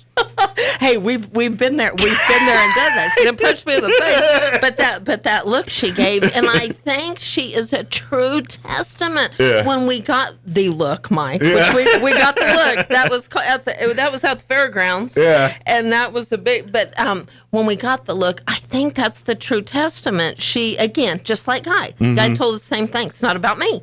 Just like Mary Lou Glass. Hey, we've got a little theme going. Not about me. But we want to do something about her. But we don't want to go over the top and be something that at the end of the day she probably wouldn't really like or appreciate. To spend $1, she would want to make sure we spent the $1 and made $2 for the anything society. nice on her, then you better spend equally as much on a project. That's exactly right. So we're trying to juggle that where we want to make it easy and convenient and honor her, but at the same time not do a whole big stodgy thing that people, you know, where it's a bunch of backhanded and slapping and around, you know, typically what. Right. So we kind of, you know, obviously COVID taught us our drive-through theme, which has been very successful. People like it. They love the food. They love the love honoring who we honor. But we all don't want to sit in a shirt and coat or a dress in a place for 3 hours as we brag. They're like, I just want to eat the good food. I want to read a little thing on them, honor them, and then call my night good. And so Mary Lou Glass also liked that kind of thing. So we thought, why not honor her in the way that we were able to do it in COVID and pull it off by someone that truly, I think, represents how she felt about how things get done. That's the way to do it. That is right. You know? That is right. And so So we don't want to go over the top. She's certainly worthy of it. Right. But to be honest, I don't think it would honor her the way she would want to be honored. So we don't do it that way. Well, we don't. So mark your calendars. We have put out some mailers, couldn't afford. I mean, we did not send out 50,000 mailers. So all of Roswell will not be getting a mailer. Mm-hmm. So mostly our memberships got mailers, but kind of a little low-key one. We're going to put posters all over. But mark your calendars. Thursday, November the 9th. 5:30 to 6:30 will be our drive-through fundraiser in honor of Mary Lou Glass. Menu is an influence of Mary Lou Glass, and our boxes are for two: garden salad, salmon dip, and she loves some salmon. The food is awesome. Going to have prime rib, going to have lemon pepper chicken with rice, vegetable medley, and some chocolate mousse. And then in our goodie bags, we're going to have a little sparkling cider, and we're going to all together do a cheer, if you will. Awesome. A cheer. So I'm trying please, what do you think? As a chocolate connoisseur, I think this is the first time we've had a chocolate dessert. Chocolate. See? This I is love the this first. because he always It gets is me to true. try things, because generally if the dessert doesn't have chocolate in it, I'm like, I'm done with that. But every Forget single one, about I've it. tried the dessert and been blown away by The dessert deliciousness. has never failed us. So, Well, yeah. none of the food has ever Yeah. failed us. RSVP date is September the 21st. Great. Please go to our website at roswellnmhistory.org to make your reservation online. Pay it forward. So we want to encourage people to purchase a box for yourself, and then perhaps pay it forward a box. We would love Absolutely. to pay it forward. Oh my goodness, we paid it forward for Guy Penrod, and we would love to pay it forward. You can make a donation in honor of Mary Lou Glass and start collecting those books. If you see great deals on books, children's books, purchase them online. Bring them now. We've already received some books. These books will be donated in honor of Mary Lou Glass. We've got these amazing stickers that will all say in honor and loving memory of Mary Lou Kind Glass. of So like our bow just ties with, Yes, kind of, this yes. is her. One thing I do want to mention too, and you kind of touched on it there, is like if you want to pay forward or honor maybe your own organization or business and want to honor your employees, yes. we do have like our what would be equivalent of a table of 8. That's exactly which right. is our table bundle. Yes. And basically our table bundle is 5 of these boxes, which serves 10 people. So, but it's one box for 2. So in essence, you could do it to like 5 families or, Yes. whatever, but you could pay it forward and we can deliver it, because when we do the tables, we offer that as part of a perk for Deliveries thank you for. start at 5 o'clock. You get a special little centerpiece and things, but you also get deliveries on those if you and we can deliver up to 5 in 5 different places if we want. We can't parcel them out past 5 because they're Right. they're 2 per box. That's and, right, 2. And we're not food handlers. We're that's the No, Peppers people. well, and the Peppers people for do safety that. and all that, we don't touch them once other than the bag to carry from That's the car exactly to the right. people. It will, and just like our amazing Gary, I'm sure he's listening. Yeah. He had already called and said, I need a bundle. I'm going to have you deliver 5 different. And see, there you go. He's knowing he needs his 1 or 2 for his home, and he's going to bless others. We can absolutely and do by that. the way, Mike, that gift, it's not a centerpiece. It's a commemorative gift, and it's one of a kind. A little different Once this year for Mary Lou, happens, yeah. you're never going to get something like So this y'all can find again. out who gets that, but I'm guessing the person who It's actually. really cool. It's a really cool commemorative gift. So we want to encourage people to purchase that bundle. Awesome. But again, that event is on November the 9th. We're all going to celebrate Elaine Mayfield's birthday together because that's her That's birthday. right. That's her birthday. I forgot. Yeah, we were joking about so that. celebrate Elaine Mayfield's birthday She's like, "Do I get the in day honor off?" of the Of course not. Should have your birthday on a different day. So it's the Heritage Dinner. Again, on November 9th. RSVP date is September 21st. And speaking of birthdays, another birthday coming up is John LeMay's birthday. And we want to encourage everybody to celebrate John LeMay's birthday and support Museum Day, because that's Absolutely. his birthday. Yeah, and that's kind of and that's all of us, but Museum Day and stuff. It's fits right into his passion and his what he does. What That's he's right. into. So yeah. on Saturday, September the 16th, support Museum Day. All 7 museums in Roswell will be available. This is a citywide event. It's a citywide Yeah. event. And this is another thing. We've been planning this for. This is one of those OMG, why didn't we do this years ago? But I think this is the start of something. This is the beginning of a wonderful relationship together. But Absolutely. on Saturday, September 16th, from 10 to 5, we're going to start everything off there at the Roswell Museum and Arts Center. But we will all have as we talk about wonderful blessings at all locations. But stop by our museum and all the others. Stop by our museum.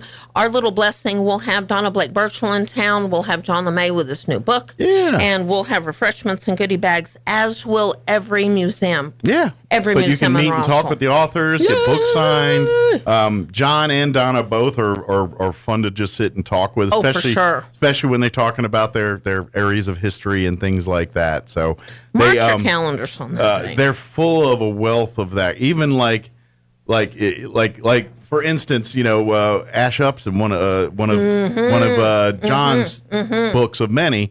You could have a conversation. He'll tell you all kinds of stuff and It's things just those that even the fun book facts. goes beyond and Oh, stuff. for sure. So, yeah. So for sure. So that's we have been working on this for months, and that's something else I know we've mentioned again. If you stop by all these locations, we are all offering huge baskets. Sure. And we're kind of getting competitive. We're going to all have who's got this. Okay. The basket. A little bit of if you bragging rights will. going on. Oh, Who's yeah. got the swag We're going to situation all laid try out to better? step it Yeah. up and really encourage people to get involved. I know for individuals that go to all 7 locations and get that passport filled up, I mean, we're talking grand prize of value of over $700 kind of thing. Might behoove you to do that, yeah. So if you get your passport and go to all locations, turn that passport back in, you will be in the midst of a drawing for an amazing gift of And you over win either way $700. because now you get to go It's a see all these win-win. cool museums. It's a win-win. Because I think the other museums include a Walker Aviation Museum, our museum, the miniatures,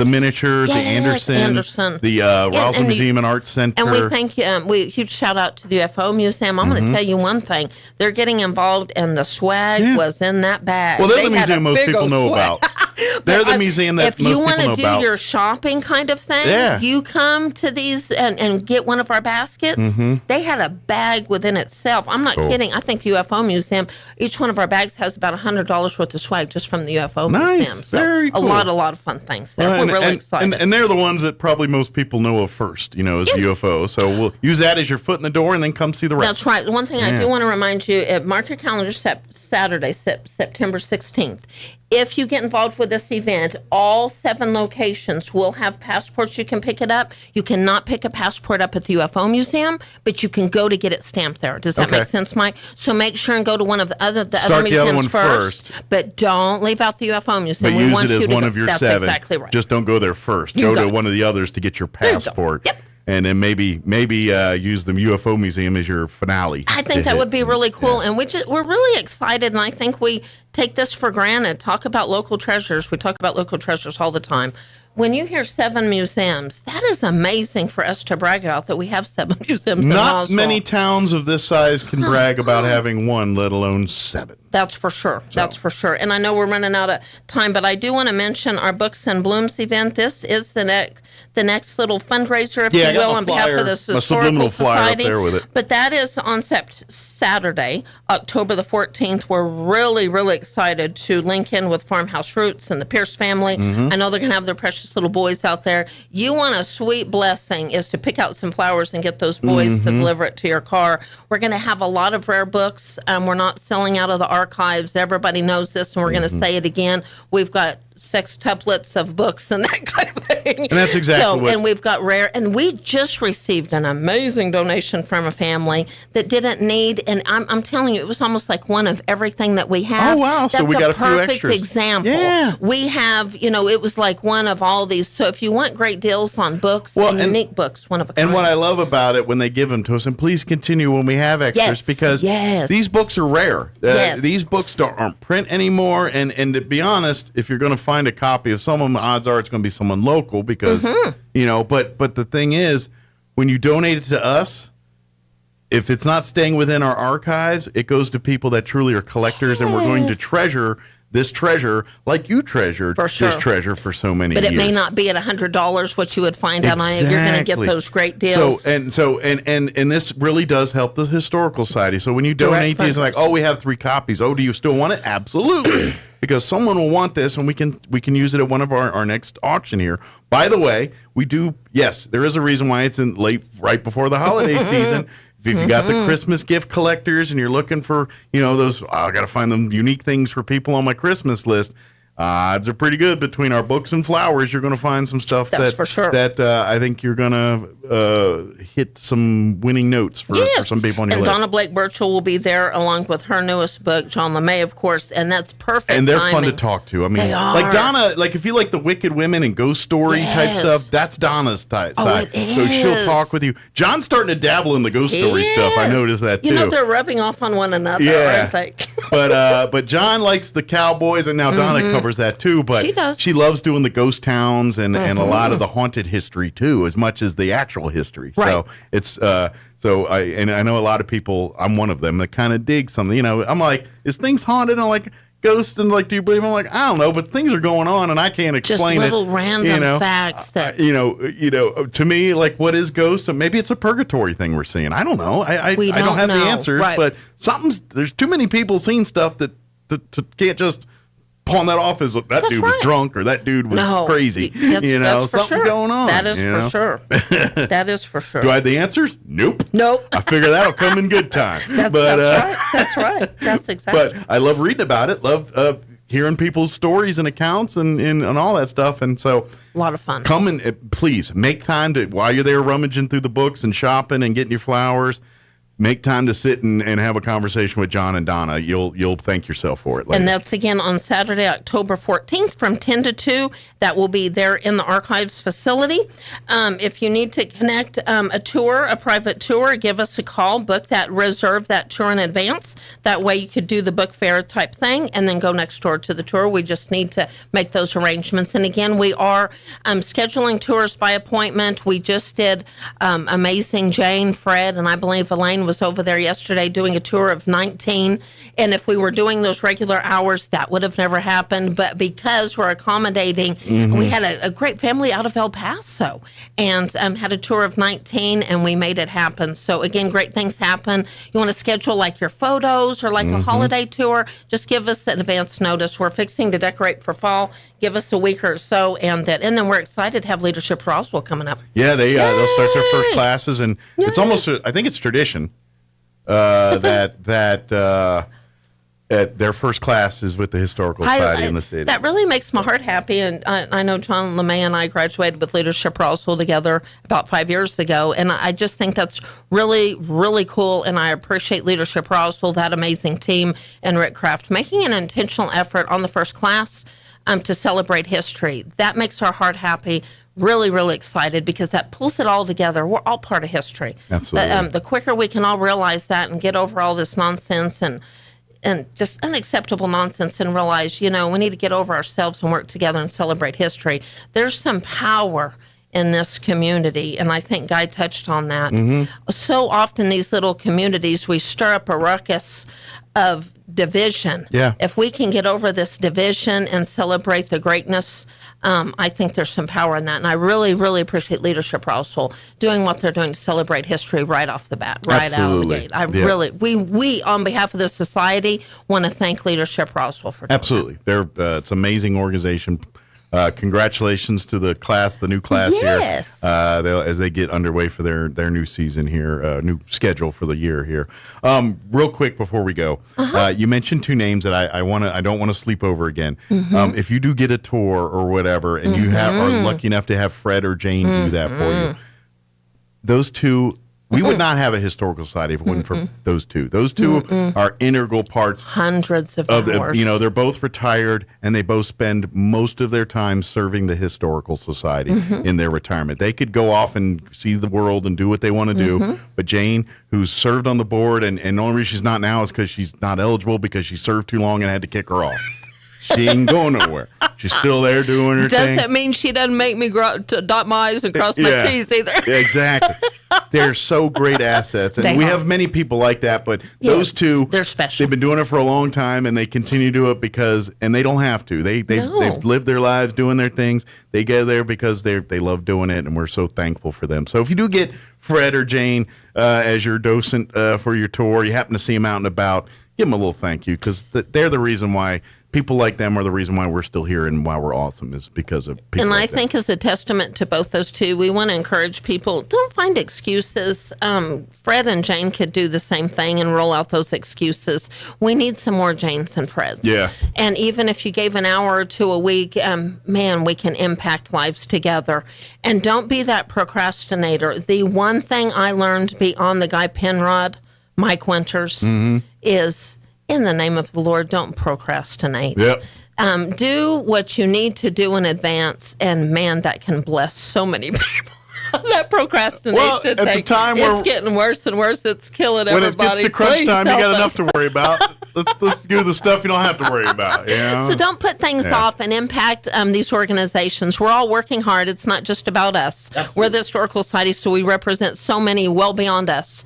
Don't put off what you can. Impact, give a little bit of your time. Make a difference. Absolutely. Hey. Well, thank you, ma'am. Thank you. We'll we see appreciate you next time. it. Thank you very much. 8:57. Let's do a quick break before they kick me off the radio for news. Don't go away. Hi, everyone. With your Cowboys Report, I'm Christy Scales. If your boss signed you to a contract worth $50 million guaranteed, what's the first thing you'd buy? Let's ask right tackle Terrence Steele, who signed his mega contract extension yesterday. Steele's answer after this. Cowboys Nation is big because everything's bigger in Texas. And Reliant has the energy to power it all. From home field advantage to home sweet home, Reliant has Dallas Cowboys fans all across the Lone Star State covered for every electric moment this season and beyond. Reliant, proud to be the official energy provider of your Dallas Cowboys. Reliant, PUCT number 10007. A true Dallas Cowboys fan is there for the journey and the destination. This is the season to make your journey count by flying through McAllen International Airport, the South Texas airport of the Dallas Cowboys. Whether you're flying down for McAllen's award-winning fall and holiday festivals, or you're a South Texas fan flying up to cheer the Cowboys on, make your journey as satisfying as your destination at the South Texas airport of the Dallas Cowboys. McAllen International Airport, above, beyond, at McAllenAirport.com. San Antonio native, military brat, Cibolo Steele High School star, and Texas Tech Red Raider Terrence Steele plays right tackle for the Dallas Cowboys. Yesterday, he signed a 5-year contract extension that guarantees him $50 million. What's the first thing he's going to do with his generational wealth? Probably take care of my parents, buy my mom a car, get Pop something, make sure he's good. So military households, they're always in my ear, encouraging me. And they're telling me just to be smart with people coming at me and just don't waste my money and all that mom stuff. So yeah. Today is the players' day off, but tomorrow, game plan installation for Sunday night's season opener at the Giants resumes. With today's Cowboys Report, I'm Christy Scales.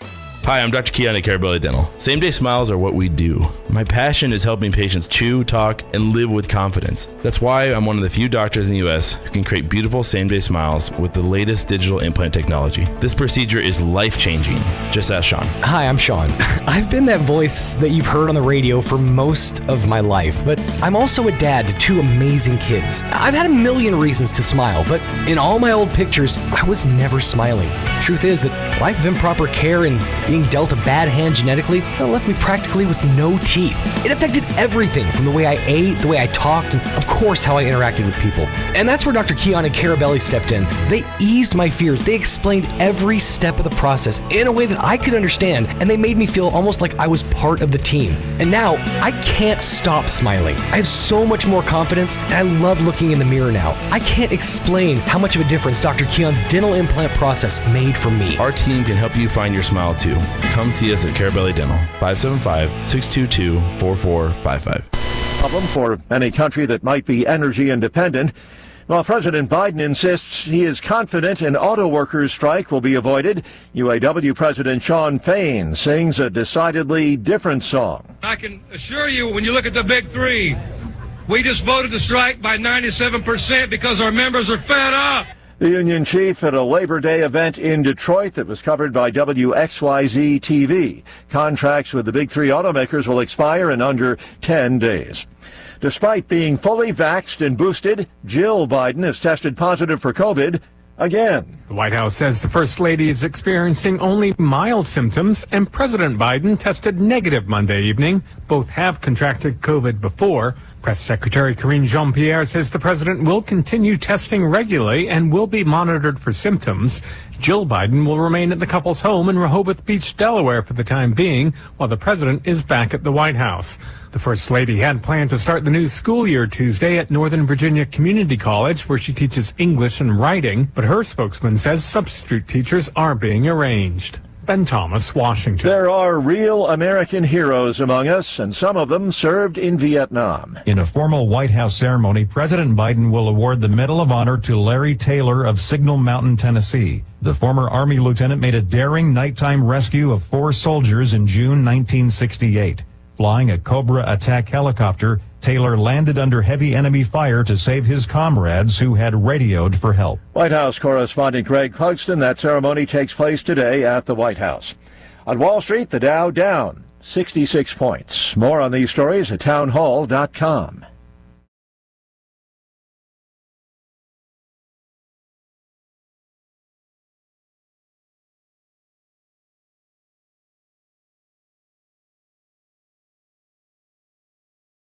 Hotel rooms, cheap car rental rates, and great package deals anywhere around the world. Wherever you want to go, they can help you get there cheaply and with a best price guarantee. If you want the lowest prices on your airline tickets or other travel services, call now. That's right, call. That's the only way to get these rates. Experts are standing by 24/7 to get you the cheapest airfare and few ways you can maintain control over your own savings. Travel prices to get a free info kit on Gold IRAs, travel text the deals word too. FAITH. Call to 9898. That's 866-755-5300. Again, that's There are no strings attached. Text the word FAITH to 9898. Call us right now. And you're going to be blessed by taking action right now.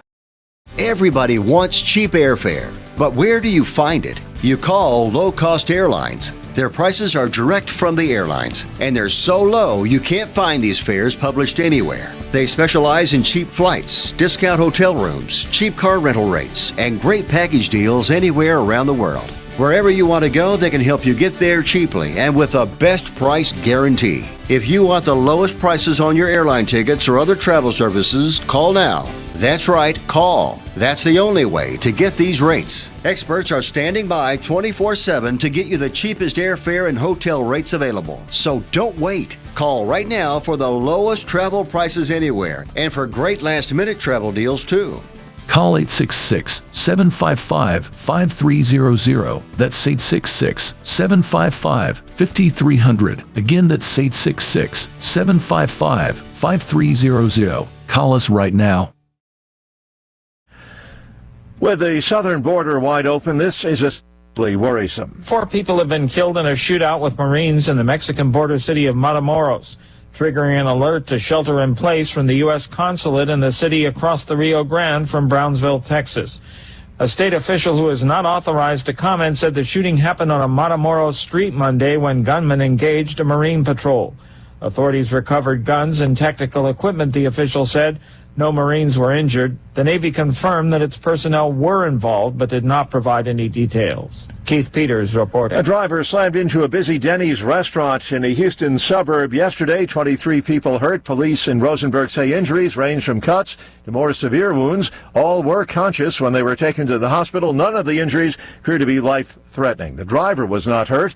The victims ranging in age from 12 to 60 years. More on these stories, townhall.com.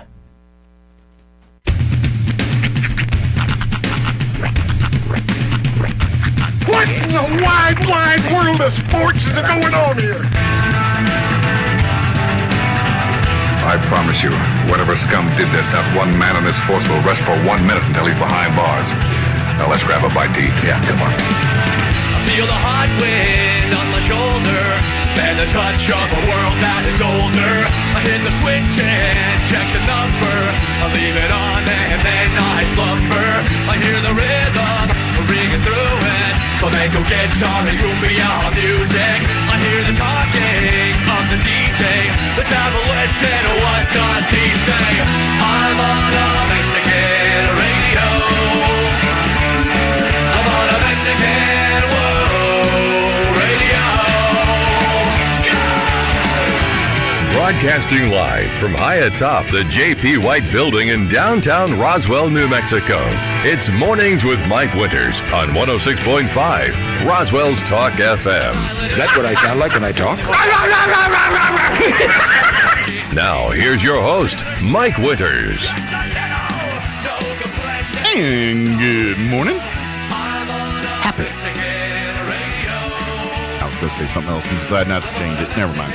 Good morning. It is 6 minutes after 9 o'clock. Welcome to hour number 3. Trace Inviernos. Mornings with Mike Winters right here on 106.5 Roswell Talk FM. I was going to go in a different direction. I was like, nah. Welcome to all who gather here. I was having something else, and I was like, no, it's going to go off the rails. Just go normal. What is that? To all who gather at this magical place, welcome. Yeah. That's what Walt Disney said when he opened Disney World. Very original. I still laugh hard at the Men in Tights scene where he goes, "Men, countrymen, lend me your ears," and everyone literally throws ears at him. Yeah. I know that's hokey and cheesy, but it makes me laugh hard every time. Prime, pure Mel Brooks. You don't have to get knock teeth to make me laugh. I'm a sucker for some vaudeville humor. Yes, I miss it.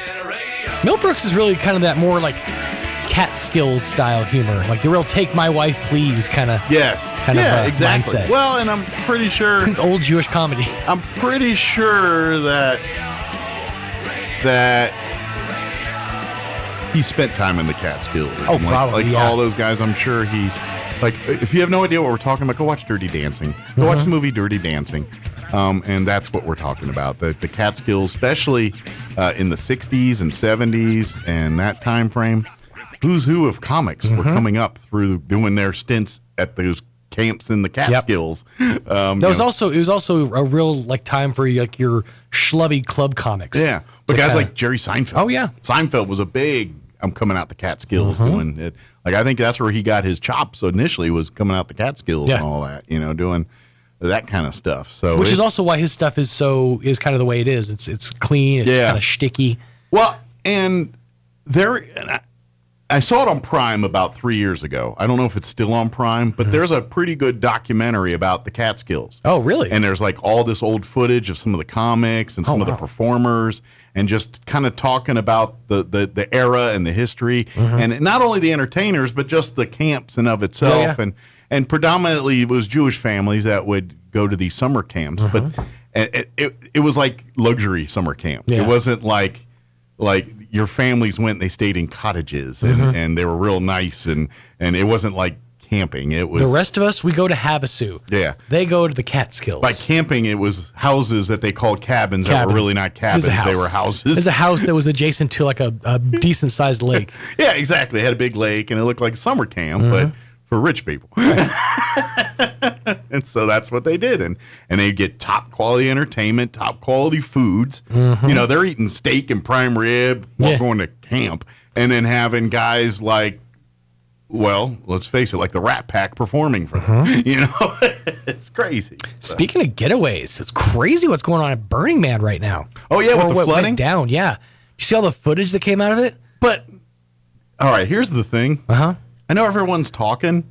I'm like, it looks like in a typical Burning Man, except for it's wet instead of dry. Yeah, but that certain type of dirt, when it gets wet, it turns into this like quick sandy mud. Well, you've stepped in it. Yeah. You know, when it sucks your foot in. Yeah. Basically, everybody's having trouble because all the vehicles are getting stuck. Nothing but like trucks can leave the area. But of all places for it to happen to and group of people to happen to, that's who it should happen to. Oh, I agree 100%. Because Burning Man people, that's kind of the thing of Burning Man, is to go out there, isolate yourself, do your thing, and have your parties and doing copious amounts of drugs. Tech bros, it's crypto guys, it's CEOs, it's like the top 1% who are always like, you know, you have to dress a certain way, you have to act a certain way in society. They just want a weekend to kind of get away and be themselves. But it couldn't happen to a worse group of people or to a better group of people, I guess, because honestly, and I know I'm not wishing bad upon people, but if any group of people should have to go through something like this, I feel like it's these people. Well, but my point is they go out there to be self-sufficient. Yeah. So if anybody's going to get stranded in mud in the middle of the desert, it should be these people. Because that's what they built to do, to go out there to do. And the a lot mud of them, just pardon the pun, cemented them in for it this time. A lot of them are. They're kind of like, we're here anyways. We're just going to do what we were going to do. So they're going to do their copious amounts of drugs and their psychedelics and listen to music and solve the world's problems in a week while being very scuzzily dirty and having do what they do. That's the mind-blowing doing their thing, debauchery. is I heard this story and I heard all this stuff happening. And by the way, the reports online that Ebola broke out at Burning Man are false. What broke out? People were saying like there was a pretty well put together hoax online that people were testing positive for Ebola. Oh, really? Yeah. Oh, wow. And like they had like I missed that one. There was one clip where they showed like FEMA trucks pulling up to the area and people in like full-blown hazmat suits. It was just photoshopped in. Oh, yeah. But most of that stuff is. But yeah, that and people were saying cannibalism, reports of cannibalism, stuff like that. But that's just people. I don't know. But here's the crazy thing is after all these stories came out, there were people that actually died from, like the dehydration or hypothermia. But I only think one person died, right? Right. But at the end of the story, the reporter says the effigy is still planned to be set on fire tonight. Oh yeah, they're still doing their thing. I think it was last night actually. Well, they can't leave, so might as well do it. We're here anyways. Might as well set this dude on fire. Yeah. So I don't know, but I'm just getting a text. Yeah, but definitely some interesting things happening from the Burning Man. So when is that done? I think it's done now. Is it? Are they all trying to? I think but so. they're stuck there until it dries up enough that they can leave. Most of them or some of them. So yeah, curious because I think it went over like the last week into the weekend. Like, I just caught that. Thank you. I got a new pen for Walker Aviation Museum that Ted Smith gave me when I was here. He just kind of tossed it to me. Yeah, it's a 4-color pen. Oh no way! Dude, you're going to have so much fun with that. So much more room for activity. Yeah, it wrapped up yesterday. And it's got a stylus. Oh, snap. I got to say, the free pen game has been stepped up. Yeah. I got a cup full, and I never got a chance to talk about it on the air. I got a cup full of very creative pens in that other room. There's one that's like this little pill, and it folds out into a pen. It's a collapsible pen. Yeah. Other ones that are styluses. There's a bunch of really cool designs. The one that we got from the suicide or from the health council, it has little affirmations as you click it. It's, just things to brighten your day. The wood pen, I noticed that yours and mine say different things. Oh, they do. So they're all messages. They're all different affirmations. See, the pen I want, no one will let us have because they don't trust us with these kinds of things. But you know how they have those long lighter things that you can light candles with and all that? I want one of those with a pen. So the front end is that fire thing, but then I can just, it's like, oh, you need some fire? I don't know if that exists. I'm saying it should. It probably should, yeah. That's what I'm saying. It needs to, but they won't make it because they don't trust us with fire. I just can't imagine the time I would be needing to, sign a document and also light a candle. I think it'd be very useful. Oh, signing a birthday card, lighting a birthday candle. I confessed to the murder and then I burned it. And there it is. I'm just saying, there's times where I'm like, I don't need to write anything, but I need to burn something. I don't need to write anything, but I'd like to light anything. But there's an occasion where I need to burn something. Sure. So there's always an occasion where you need to burn something. I don't want to talk to you, Kellyanne Conway. Why do you keep sending me texts? Sorry, I was getting texts from Kellyanne Conway. Wow. That's big. When you use your middle name, that means something. You know who that is? That's the Trump lady. The lady that... Oh, yeah. I forgot about her. Yeah, that's her. I think everybody forgot about her. She's sending me texts right now telling me to vote for somebody. That's how far down she's fallen. Thing is, I don't sign up for this stuff. My wife does. It's not. It's your number gets like dropped into like a pool. But even once in a while, hi Kimberly, you need to do this today. I'm like, hi dude, I'm not Kimberly. Go stop harassing me. But yeah, occasionally I get because I don't want none of this. I from nobody. No, right. It's not a. I don't. You're not going to win my vote through text, and I'm certainly not giving you money. Right. None of you. Right. Not getting a dime from me. You got a D or an R in front of your name. You're not getting a dime from me. Sorry. That's just me personally. Y'all do what you want. This is how I do it. You spend your money how you see fit. But anyway, that was so we scheduled the folks from the Joyce Center to join us. I have not heard. Oh, they're here? Yeah. Sweet. I don't know who they are. I haven't gotten my. Hopefully, I'm getting all kind of texts. Yeah, you're blowing up over here. But none of them are the information. None of them are the stuff that you need to know. Yeah. Okay, sweet. There we go. So we have them from the Joyce Center. We're going to talk about that. Also, this hour we'll get you up to date with the news, the local variety, your Wall Street business update, and whatever else we can come up with for this hour of the show. Hey, don't forget, Saturday, September 23rd is the big Green Chili Fest and all that, and they're going to have all of the different categories, but including with that is the ice cream eating contest with Main Street Roswell. The ice cream contest starts at 5 p.m. there on Saturday the 23rd. It'll be on the Chaves County Courthouse lawn. Participants must arrive by 4:30 to fill out the release forms and all that. It's just for kids, and they're doing the contest by age category. So the first contest is for children 5 years to 7 years old. The second contest is for children 8 to 10, and then the third contest is for children 11 and 12 years old. Cash prizes and gift certificates will be awarded for first place winners in each category. Gift certificates will be awarded to the second and third place winners in all three categories. If you have questions and want more information, you can reach out to Main Street Roswell.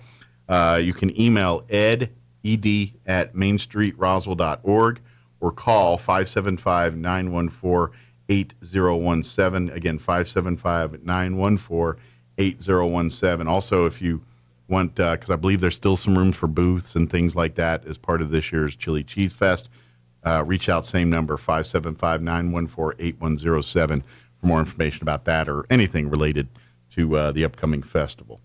All right, it is 17 minutes after 9 o'clock. Let's go ahead and get you up to date on the weather. I'm meteorologist Steve Hamilton with your Pecos Valley weather. We have strong high pressure in the central and southern Rockies and also a low pressure trough just off to our west, and that'll keep things sunny and hot today. Dry air in place will be hitting about 100 for the afternoon high. Overnight will be clear, mid-60s, and then we're expecting low 100s for the afternoon high on Wednesday and sunny. Clear Wednesday night, little hotter on Thursday, near 105. I'm meteorologist Steve Hamilton, and that's your latest forecast. Thank you, Steve. Let me get sorry, I was doing something else and didn't refresh my weather, so let's freshen that up a bit. Currently 81 degrees here in Roswell. Humidity's at 25%. Winds are calm at the moment. I wish I had better news for the weather, but it's just going to be hot for the foreseeable future here. 102 for a high today, with north winds 5 to 10 miles per hour, shifting to the southeast later this afternoon. Clear skies tonight with an overnight low of 65 degrees. Southeast winds 5 to 10 miles per hour. Wednesday, sunny. Expect a high of 101. Winds out of the north 5 to 10 miles per hour. Tomorrow night, clear skies. Overnight low of 69 degrees with south winds 5 to 10. Thursday, sunny. High of 105. I told you these aren't getting any better. Southwest winds 5 to 10 miles per hour. Clear Thursday night with an overnight low of 70. Friday, sunny. 103 for a high. Friday night, mostly clear, overnight low of 70. For your weekend, mostly sunny and 101 on Saturday. Saturday night, mostly clear, overnight low of 69. Sunday, sunny, high of 100. Sunday night, partly cloudy, 68 for an overnight low. And then Monday, that's your next time, sub 100, 95. They're calling for a high of 95 on Monday of next week. So a little less than a week from now, we might see sub 100 highs. Knock on wood. Hopefully, maybe that's the beginning of the cooler temps. I'm going to knock on wood and pray and hope for that. So we'll see. All right, it is 19 minutes after 9 o'clock. We're going to take a quick 3-minute break, and then we're going to have the folks from the Chaves County Joy Center join us on the other side. Don't go away. You're listening to Mornings with Mike Winters. You've heard of a Four Seasons room, but have you heard of a Four Seasons window? Jennifer here from Trustmark Roofing and Windows. It might surprise you to learn many windows are built to handle only the cold or only the heat, but not both. In Southeast New Mexico, one or the other doesn't cut it. That's why Trustmark windows are built to handle our Four Seasons climate, the scorching summers, the bone-chilling winters, and everything in between. Special glass coating blocks extreme UV rays A stout frame prevents warping from the extreme weather changes, and insulated glass is like putting your home in a giant styrofoam cooler in the winter and keeps cold out and warmth in. And in the summer, it keeps heat out and cool in. For our 4 seasons weather, get 4 Seasons Windows. Call today for your no-obligation spring window assessment, 575-755-7663, or visit TrustmarkRoofPros.com. Trustmark Roofing, we put people first. Sure, you can inspect your own roof, get out that rickety ladder, crawl around up there and try to spot the problem until... Or you can call the experts at Do Right Roofing. Do Right Roofing has quality products for any type of roof. They can even install seamless gutters. Do Right Roofing will inspect your roof and give you a free estimate fast. Keep your feet on the ground. Call Do Right Roofing today. 575-623-2273. Let Do Right do your roof right. Find them fast in names and numbers. Hey, Freddie Sosa here, Richland Chevy. And Scott with the Dodge Boy. For 5 days only, the Richland Chevy lot on West 2nd will be loaded down with cars, trucks, and SUVs from both dealerships. So who's it going to be? Ram, Silverado, Chrysler, Buick. You decide. Plus, low interest rates and rebates on select vehicles. Remember, Chevy versus Dodge, September 7th through the 12th at Richland Chevy on West 2nd. We're going to smoke the Dodge Boys. You Chevy cats don't stand a chance. Meow. Let's face it, guys. We're living in times where the truth is becoming more suppressed and censorship is increasing at an alarming rate, especially on social media platforms. It's Clyde, and I want to tell you about a safe and secure digital playground we put together just for you. It's aftermath.media.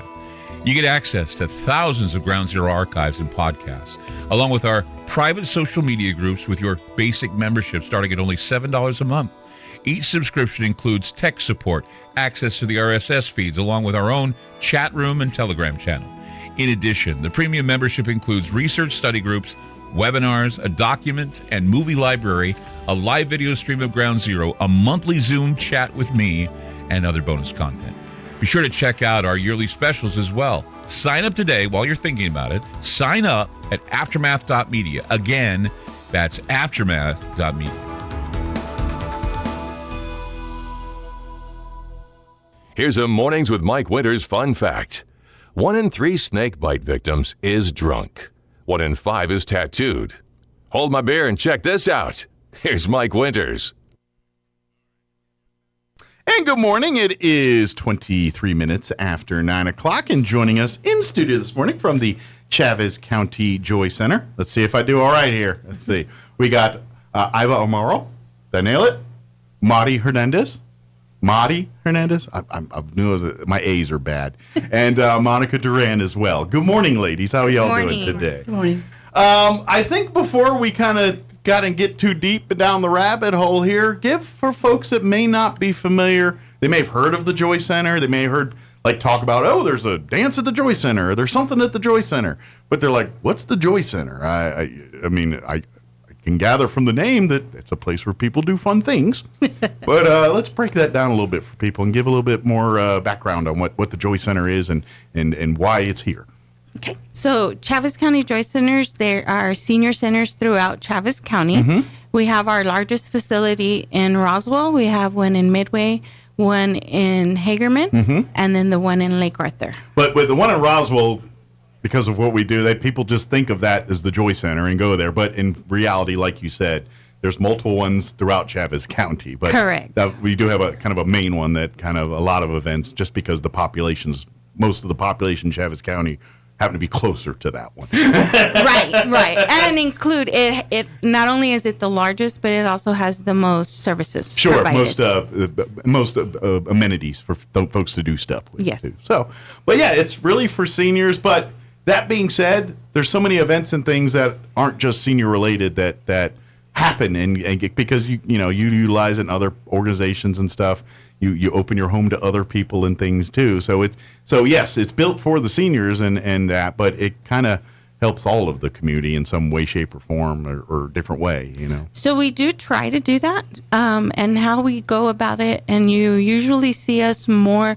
We're probably more popularly known for our home delivered meals. Yes, that's something that a lot of people know your services for. And then we do a congregate meal. Each of our sites provide both of those services, and Okay. a congregate meal is the meal that the seniors have at the senior center. Okay. And then all 4 centers also provide transportation. Okay. The Roswell site provides transportation daily, whether it's to the senior center, to run errands like grocery shopping, doctor's appointments, pharmacy pickups, pretty much anything that a senior needs, we're willing to provide the service. They can't drive on their own, or family members aren't available to take them on their errands, so they can be independent and say, no, I can catch the Joy Center van to go to the grocery store or go to pick up my medicine or whatever that needs to do, which for a lot of seniors, that's a huge, when you get to that point where you can't drive anymore. And that's a tough point in people's lives when you're told that, because that's in America, car is freedom. That's what that means.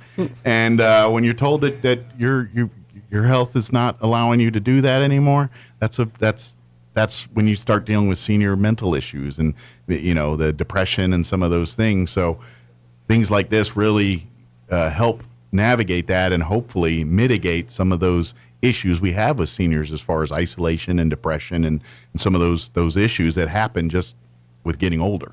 Right, that is correct, and especially the transportation part, because you're absolutely right. Mm-hmm. That is the part that really tells a person, hey, I got to slow down now. Yes, that's your first real physical reminder that you're getting old, and you're like, this sucks. We're all gonna hit it. But we like to remind people that JOY stands for just older youth. Yeah. So we hope that the seniors don't lose their youth. And so they might be losing some of their abilities, but we hope that. Well, and that's where you keep it is socializing and interacting and being a part of. Yeah, okay. So we can't do things the way we did because age, but now we got our wisdom, and we can use our wisdom to our advantage. And a lot of that is social circles, working in friends, doing things, and sure, you have your transportation because you got to get from point A to point B and I don't have the ability to cook a meal right now, but I can come have a meal. Now you don't have to have a meal by yourself with your soup and crackers or whatever in front of the TV. Now you get to interact, mingle, meet some new friends, start your own social circles. Next thing you know, y'all be maybe starting your own little card game nights or things, or maybe y'all meet at the Joy Center or meet at somebody's house. Right. And next thing you know, you got your card buddy night, or you got your crochet or whatever you're into. You find a group of people that also are into it, and that's kind of what the Joy Center does is helps the social side too, and getting you, because that's people, humans, and I don't care what age you are, when you're left to your own devices and you're alone and isolated, that messes with your brain after a while. Even if for people that, quote, thrive in that, at some point, you need humans. You need things. And so, unfortunately, seniors, and as you get to a point in life where you can't do so many things on your own, you turn into shut-ins. And if you don't have family support nearby, all your relatives move to the East Coast or somewhere different, and you don't really have that, that's where the Joy Center can be that support and create your own social world. Yeah, we're going to pick you up and take you to the meals and stuff, but guess what? Meet Harry, meet Gertrude, meet these people that are also doing it. They, maybe y'all can find some friendship, some kinship here, and that's a good thing. Right, and that brings me into what these girls do for us. So Iva works in our adult daycare program. And so the adult daycare is located only at the Roswell site. Okay. So it is what we call a social program. Okay. So very much what we were discussing. Sure.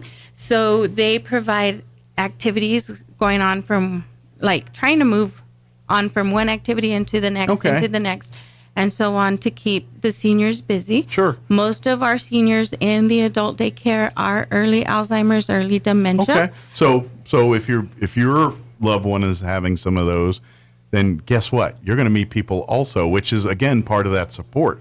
Because especially when you're dealing with dementia and Alzheimer's, as those families know, that the family's dealing with that as much as the person that has it. Right. And so I imagine through osmosis a little bit, you get support groups just because now you're meeting families that are also in the same scenario you are. And that's a resource. That's strength. How do you have, when you have the hard days, because they're going to happen.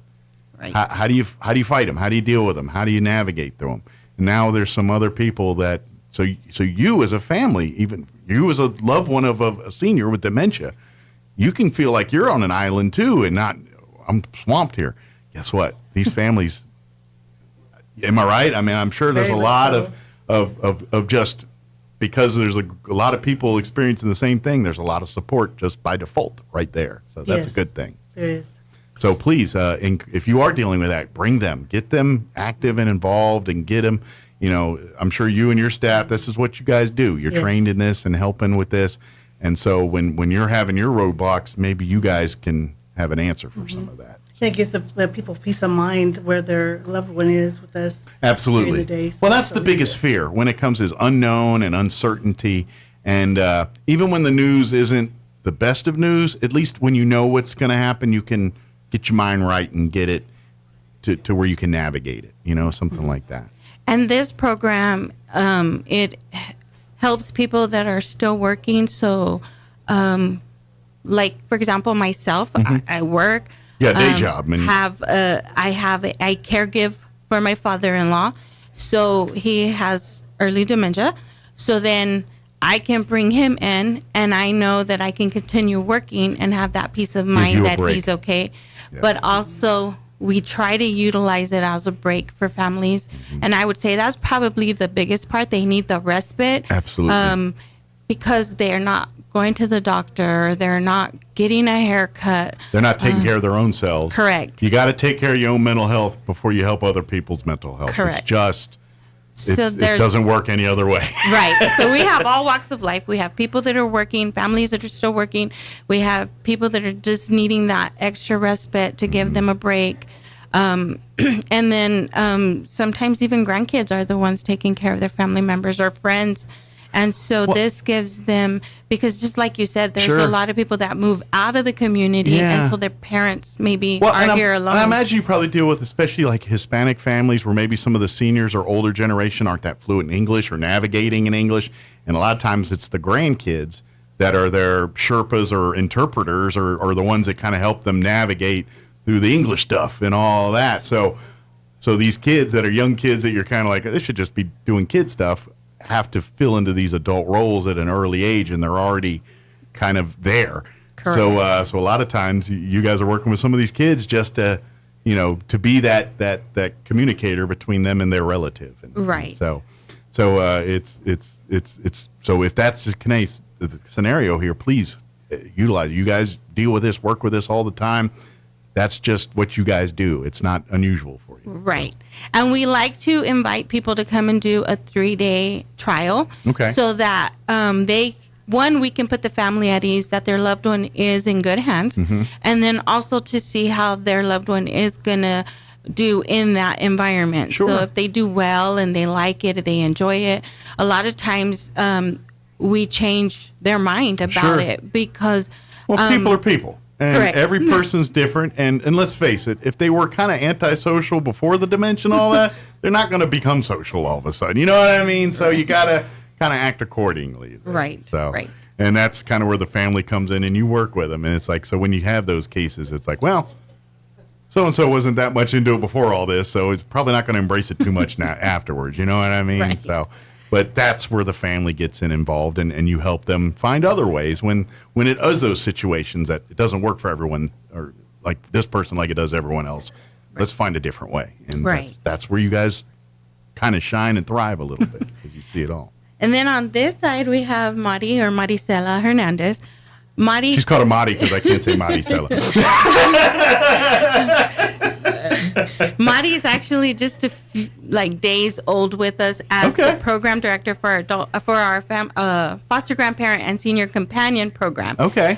She's worked with Joy Centers for 4 years. So you're new to this one, but you've got experience doing this before and stuff. So she's still learning about the volunteer programs. But the volunteer programs, what they do basically, our foster grandparents are seniors that are in the school district, so maybe at the Head Start or within the Roswell Public Schools, and they're assigned students with a one-on-one, and they help maybe with reading skills or social needs.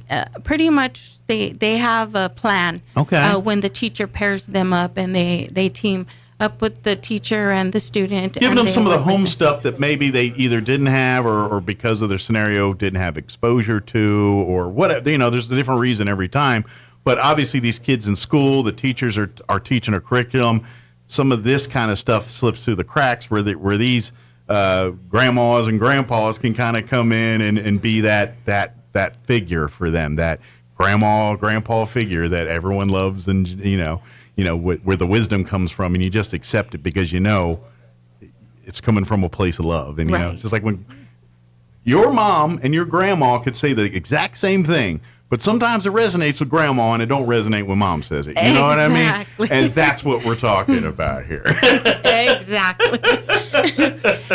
Now, these volunteer programs are different in that they do receive a stipend for their services. So, but it is a stipend that does not count against them. So if they, most of our volunteers are low income and they Gotcha. So if they qualify, and this won't mess with that, this is just to cover the expenses it costs you to get here and do whatever you need to do it. Correct. You're not getting rich off it by any stretch of the Correct. imagination. Correct. It's just to say, hey, we don't want you to come out of pocket to do this. This is something that we will cover for you. You're on a fixed income already. We're not asking you to give more to help this kid. We'll cover that for you. Correct. That's what we're saying here. Yes. And then as the other part of the program is the senior companion program. And that's kind of where the two meet together between Okay. adult daycare. So the senior companion programs are seniors that sit with other seniors and for companionship. But it could be that same thing, they're providing that respite for somebody that's at home. Their loved one is not able to get out of the home anymore, Gotcha. so they're providing companionship so that person can get out, run errands, or Okay. take care of themselves. But they can also, if their person that they're sitting with Mhm. is able-bodied, if that person wants to say, go have lunch Okay. or go to the senior center, they can go together, because oftentimes that's how we convince a senior to go to the senior center is another senior brings them. Absolutely. Strengthen, rubbing it off and all that. And it's like, hey, bring a friend. And Right. hopefully they come a little apprehensive, but by the time they're done, they're fully engrossed and can't wait for the next one. Exactly. Yeah, exactly. So, and that's what the two programs, and they're both stipend programs. Good. So that's how that part of it works. I imagine if you want to sign up for these services, all you got to do is contact the Joy Center. They'll explain all of that process. Can they do it in and out where, some people are going to need this every day, but maybe say they had a fall or something where they're seniors, but they're normally pretty self-sufficient, but they had a fall and now they need it for maybe a couple months. Is that something that you guys do too, where it's like, I don't need it all the time, but I need it for the next 3 months because I had a fall or something like that? Can they sign up for temporary services as well as all the time, or is it something, no, once you're in, we kind of got to keep you going in? No. It can be temporary service.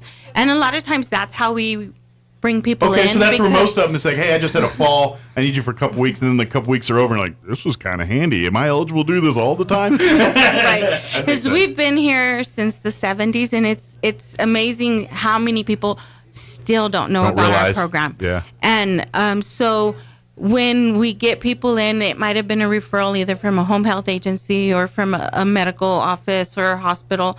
And so they're sending them to us. Gotcha. And so yes, we do get people that are temporary. If they had a fall, even if they had the flu for 2 weeks, Okay. They don't want to be out in public. So if you just need it for a whatnot. month or two, awesome. But if you need it full time, yes, we can do that too. Correct. So whatever your needs are, we can adjust accordingly, basically. Correct. Awesome. And if it's an in-home service, which is like home delivered meals and housekeeping, which I hadn't mentioned, those are services that a caseworker needs to go to the home and do a home visit. Make sure. So they'll make sure that the client is in need. Okay.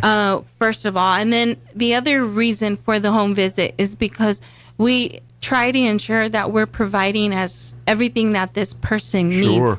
Because So maybe they their only insurance ask. can cover some of this stuff. Well, we through don't you. do billing through insurance. Okay. So we are a nonprofit. Okay. So we are just set up for, we get state and federal funding. Okay. But then in addition to that, we rely on our donations. But I imagine, too, is if maybe some of your patients qualify for some of this stuff, but don't really know how to navigate it, some of your folks can kind of, hey, we can do some paperwork to help you get paid for this stuff, or get someone to pay to do these things for you, too. Like, say you have a family member that's your caregiver, and they're the ones, and you're like, well, you know, they have a job, they have this. Well, maybe we can put you in touch with the entities that can, so they get a paycheck for helping you, and that way they don't go broke trying to take care of you, you know, and because there are times to that. So right. So but you guys offer that for folks that can't afford or maybe don't have some of those available to them, or need that supplemental. Yes. So we can or don't get it covered because of right. Insurance only covers up to this or that or whatever hoop they created. Right. So we can either supplement or be the service, but we also, the whole point as well, our case managers come in and we need to help refer them. Our case manager is really good. She's oftentimes been boggled down with applications and helping them apply for these other services that they're eligible for. And it's absolutely right, because there's nobody there to tell them, did you know you qualify for this, or unless you know might the system, qualify? You don't know. Right. And your people deal with the system every day, so they know the ins and outs. They know what's going to hit a roadblock and what's going to have a chance to stream through. So tap into that. Yes, absolutely. And our case manager has been with us for over 40 years. So she knows the some community wisdom and really expertise well. in there. Yes. Yeah. She knows the community really well. She helps people fill out their applications for housing, pretty much anything that people need. I mean, they've come through our office and we've helped. And even like your vet stuff, you can probably put them in touch with the vet court. I always tell you, get in touch with the American Legions and stuff. If you're a vet, they can, but certainly the Joy Center can help you there too. If you're a veteran and you're trying to access some of those things, they have experts that can help you navigate through that gauntlet of stuff too. Yes, and we pretty much try to put you in touch with the right people. Sure. So exactly too. So that being said, when they're not busy doing all that stuff, there's events and things that happen. It's social events and things like that, and so certainly you allow your facilities for other organizations. I know, like in the past, like the Literacy Council usually does their Knowledge Bowl at the Joy Center every year. That's kind of a staple. So there's a lot of extracurricular activities that do happen at the Joy Center too. So if your organization's needing that kind of, reach out to the Joy Center. Maybe they offer a facility that on weekends when they're not doing their thing, they can allow you to open up their space. And I imagine that provides you guys some income to do things that maybe whatever's earmarked for other, like, because I'm sure you do a lot of grant and a lot of stuff, and so when you get monies for that, we got it, but it's only earmarked for X. And if you have an event or something that you just want to do on a whim, and it's like, well, we got to cover it with the general fund. People that rent the facility and stuff like that give you guys a little extra income to do the stuff that isn't earmarked for something specific. Is that correct, or is that well, accurate? we don't really rent out our facility It's all free? much. Okay. So forget everything I just said. we do work with the Literacy Council, Gotcha. and they do have the Knowledge Bowl. So you're absolutely right. Gotcha. We are usually their location for that event. We do have a few events of our own. Occasionally, we'll do a breakfast fundraiser. Yeah, your Joy Center, usually around the holidays, around Christmas time, or around... We do one around Christmas, around Mother's Day, and the other one is kind of hit or miss. We kind of just pick a date. Gotcha. Well, the only reason I know Christmas, because usually that's because you offer shopping as well as breakfast. So you come for the food, stay for the shopping. Correct. And usually they're built around that. Yes. So. And then our biggest one is our trunk or treat event. Which is right around the corner. It is right around the corner. Right now, we are recruiting people that want to open up their trunks and decorate them and hand out candy. Okay. But the main reason why we brought this particular event to our center is, one, we are a senior center. We're not a kid facility. Sure. However, who's usually got the kids? The grandkids. The grandparents. Mm-hmm. So it brings people to our center, and it makes them aware of who we are. Plus, it gives the grandparents a chance to show off their grandkids. Hey, this is my boy. This is my girl. You matter. We've been talking about her for months now. Here she is. Absolutely, that too. And so it gives us, I mean, even though they're kind of dressed like Freddy Krueger. Sure, they're in costume. But we do get to see their grandkids, and they are pretty, it's pretty cool. It's a family thing. It's just family and yeah, come. And so if you'd like to participate, if you'd like to set up your vehicle and open up your trunk and do your themed Halloween-themed fun here, please reach out to the Joy Center sooner rather than later so we can guarantee a spot for you in the parking lot and everything there. Is there a drop-dead RSVP date that they need to get those to you by?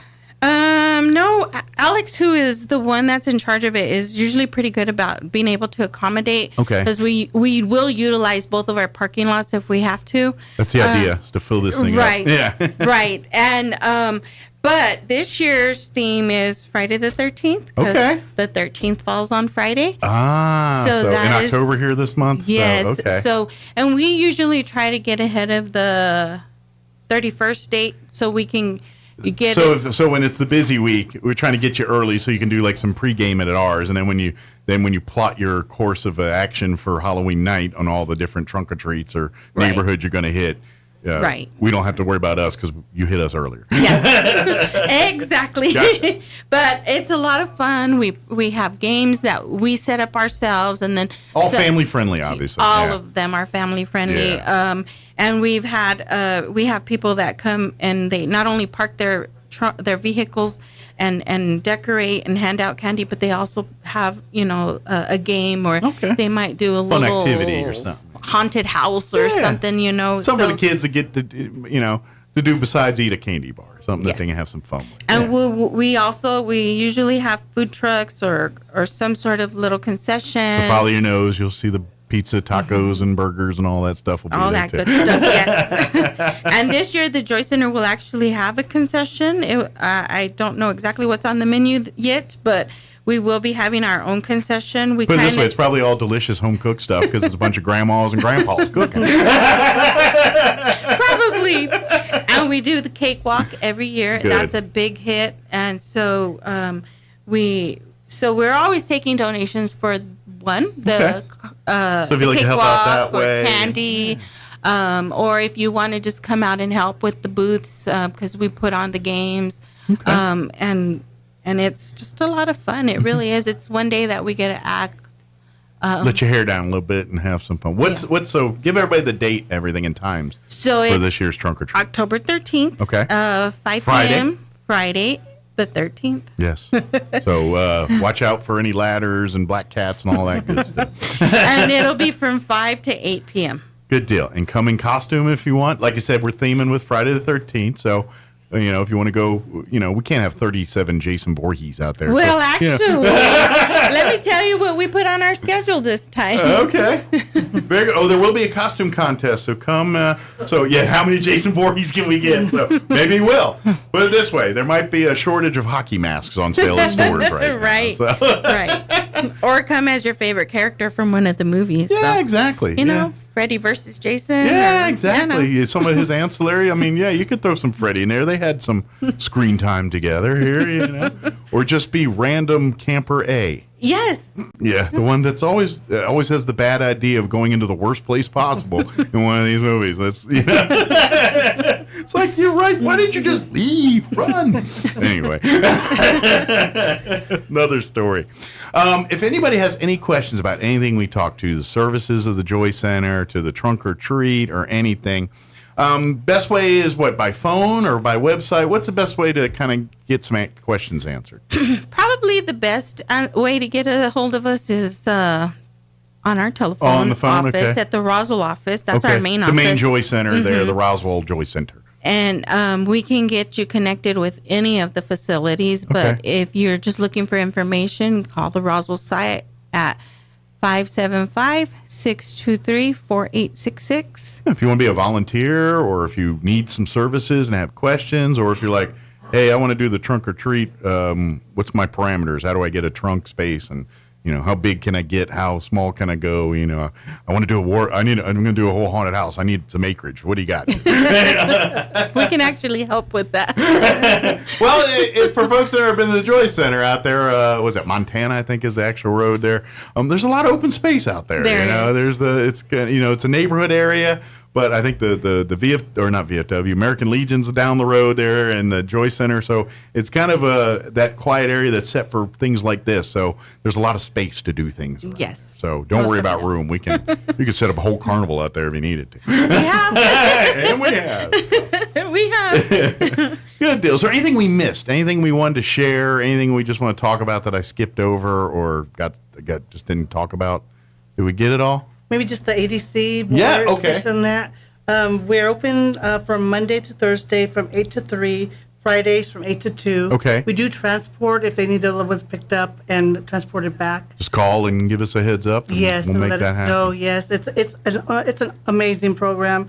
A lot of the people who first go are kind of skittish, but once they get used to it, they don't want to miss. Mm-hmm. They have their friends there. It's kind of like You're creating your whole social circle. Yes, You really are. yes. They play bingo. They have 2 snacks. They have a meal. Yeah. And it gives independence for caregivers. It If you have does. family, even if they're not dementia or senior, but let's just face it, when your parents get older, you're always like, let's keep an eye on them. Let's watch out for them, but the peace of mind for you. They're at their place with their friends and everybody's having a good time. And to be honest, if there's times where you're like, why do I have more free time all of a sudden? Because Grandma and Grandpa have been at the Joy Center hanging out and having a good time. That's why you have more free time. Right. And one of the things I'd like to say about that is that we tend to have clients that are early Alzheimer's dementia, but that doesn't mean that the program is only for people with If you're a Alzheimer's senior and dementia. and looking for some social and some benefits and things, please come. By all means, this isn't a medical thing. If you're happy, healthy, just a senior, there's plenty for you to do. If you're dealing with medical issues, which most seniors are, because that's what happens when you get older, then we can help you that too. Right. But you don't have to have any problems. You could just, if you're just a senior looking for making friends and looking for adding to your social scene, Joy Center's going to help you out with that. And if you're a senior and still looking for something to do, contact Maricela's program. Sure. And she'll put you to work. She will put you to work. She'll put you to work. Whether you can say her name right or not, she'll still put you to work. Awesome. Well, thank you, ladies. Welcome. Welcome. Where did you come from? Just curiosity. I'm actually a hairdresser. Okay. Were you from Roswell, though, or did you come from Yes. another part of the state? Okay. So you're going to the whole new line of work and everything, I'm too. still currently a hairdresser, Okay. but experiencing too many years of the field, so now I'm trying to So seniors, find something. butter Maudie up. She might give you a free haircut. Just saying. While she's doing is like, hey, can you take a little off the side here while you're at it? And she's actually trained to do that. And speaking of that, we do in our activities, they do actually offer haircuts for the men. Okay. So they can call the Roswell site and they can find out a little more about that if they're interested. In addition to the exercise classes or Absolutely. the pool rooms and whatnot. Get out there, get involved. If you're needing help with resources and you're a senior, if they can't help you directly at the Joy Center, they can put you in touch with the people that can help you directly. Correct. So if you have any kind of need as a senior, call the Joy Center. No matter what it is, they'll put you in touch with the people if they can't help you directly for it. So please reach out. It is a resource for seniors. It's a resource for families, everybody. That's what it is first and foremost, is a resource. So good deal. Well, thank you, ladies. Thank you. And now that all three of you here, I don't want the place to burn down, so I better let you guys get back to work there. and of course, we need to get you back in as we get close to Christmas here and all this. And as we get closer to Trunk or Treat, we want to remind folks, hey, don't forget, it's Friday Friday the 13th right around the corner. Don't forget, come out to the Joy Center and get your pregame Halloweening on there at the Joy Center. Good deal. Well, thank you, ladies. Thank you. We'll see you next time. Okay. All right. It is 9:54. Let us pause for news and a couple commercials to pay for lunch.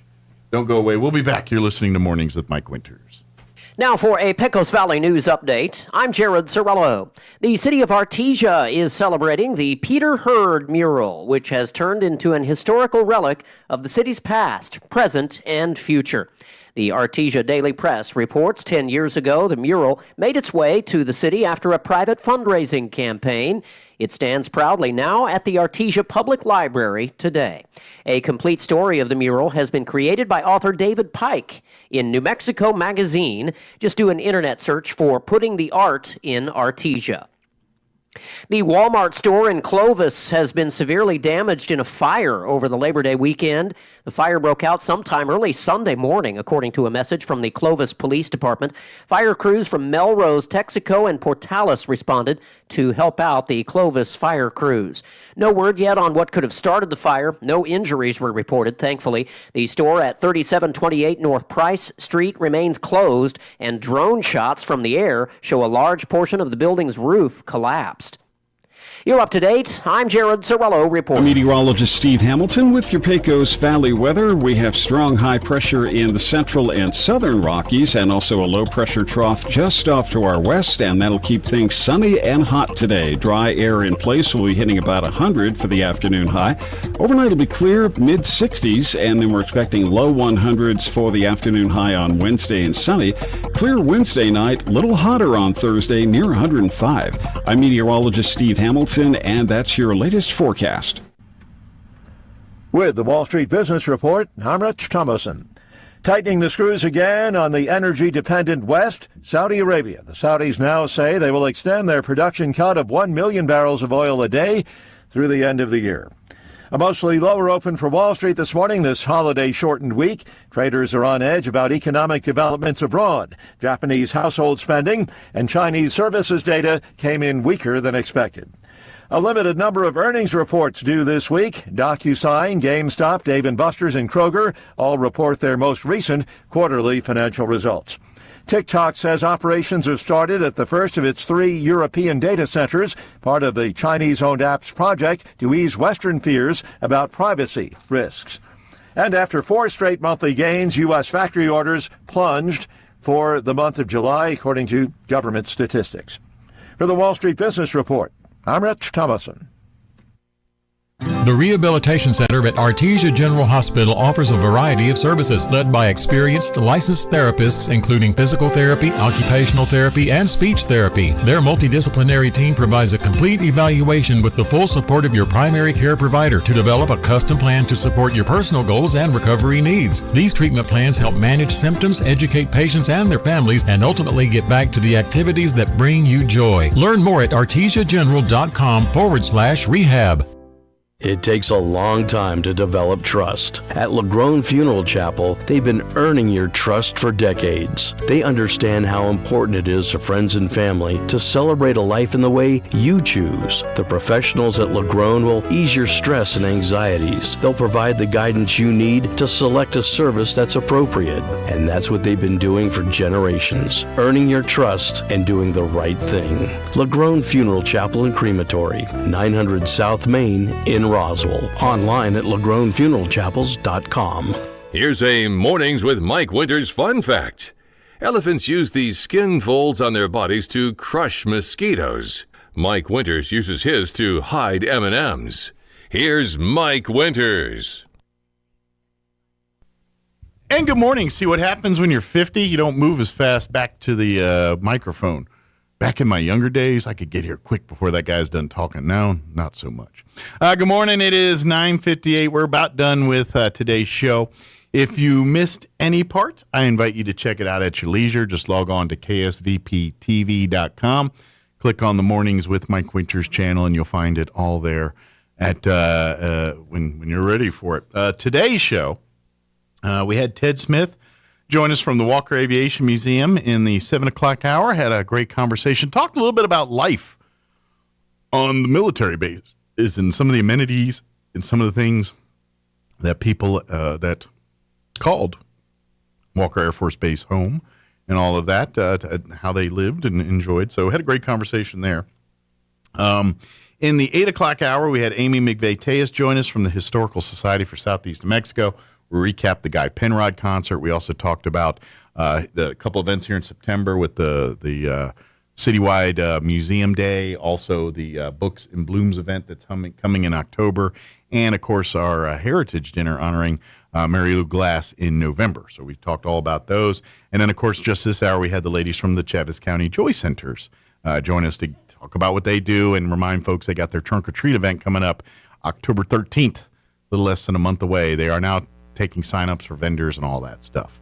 That's going to do it for us. Have an amazing day. Thank you so much for allowing us to be a part of it. You're listening to 106.5 Roswell's Talk FM, KEND, or Roswell, New Mexico. Breaking news this hour from Town Hall.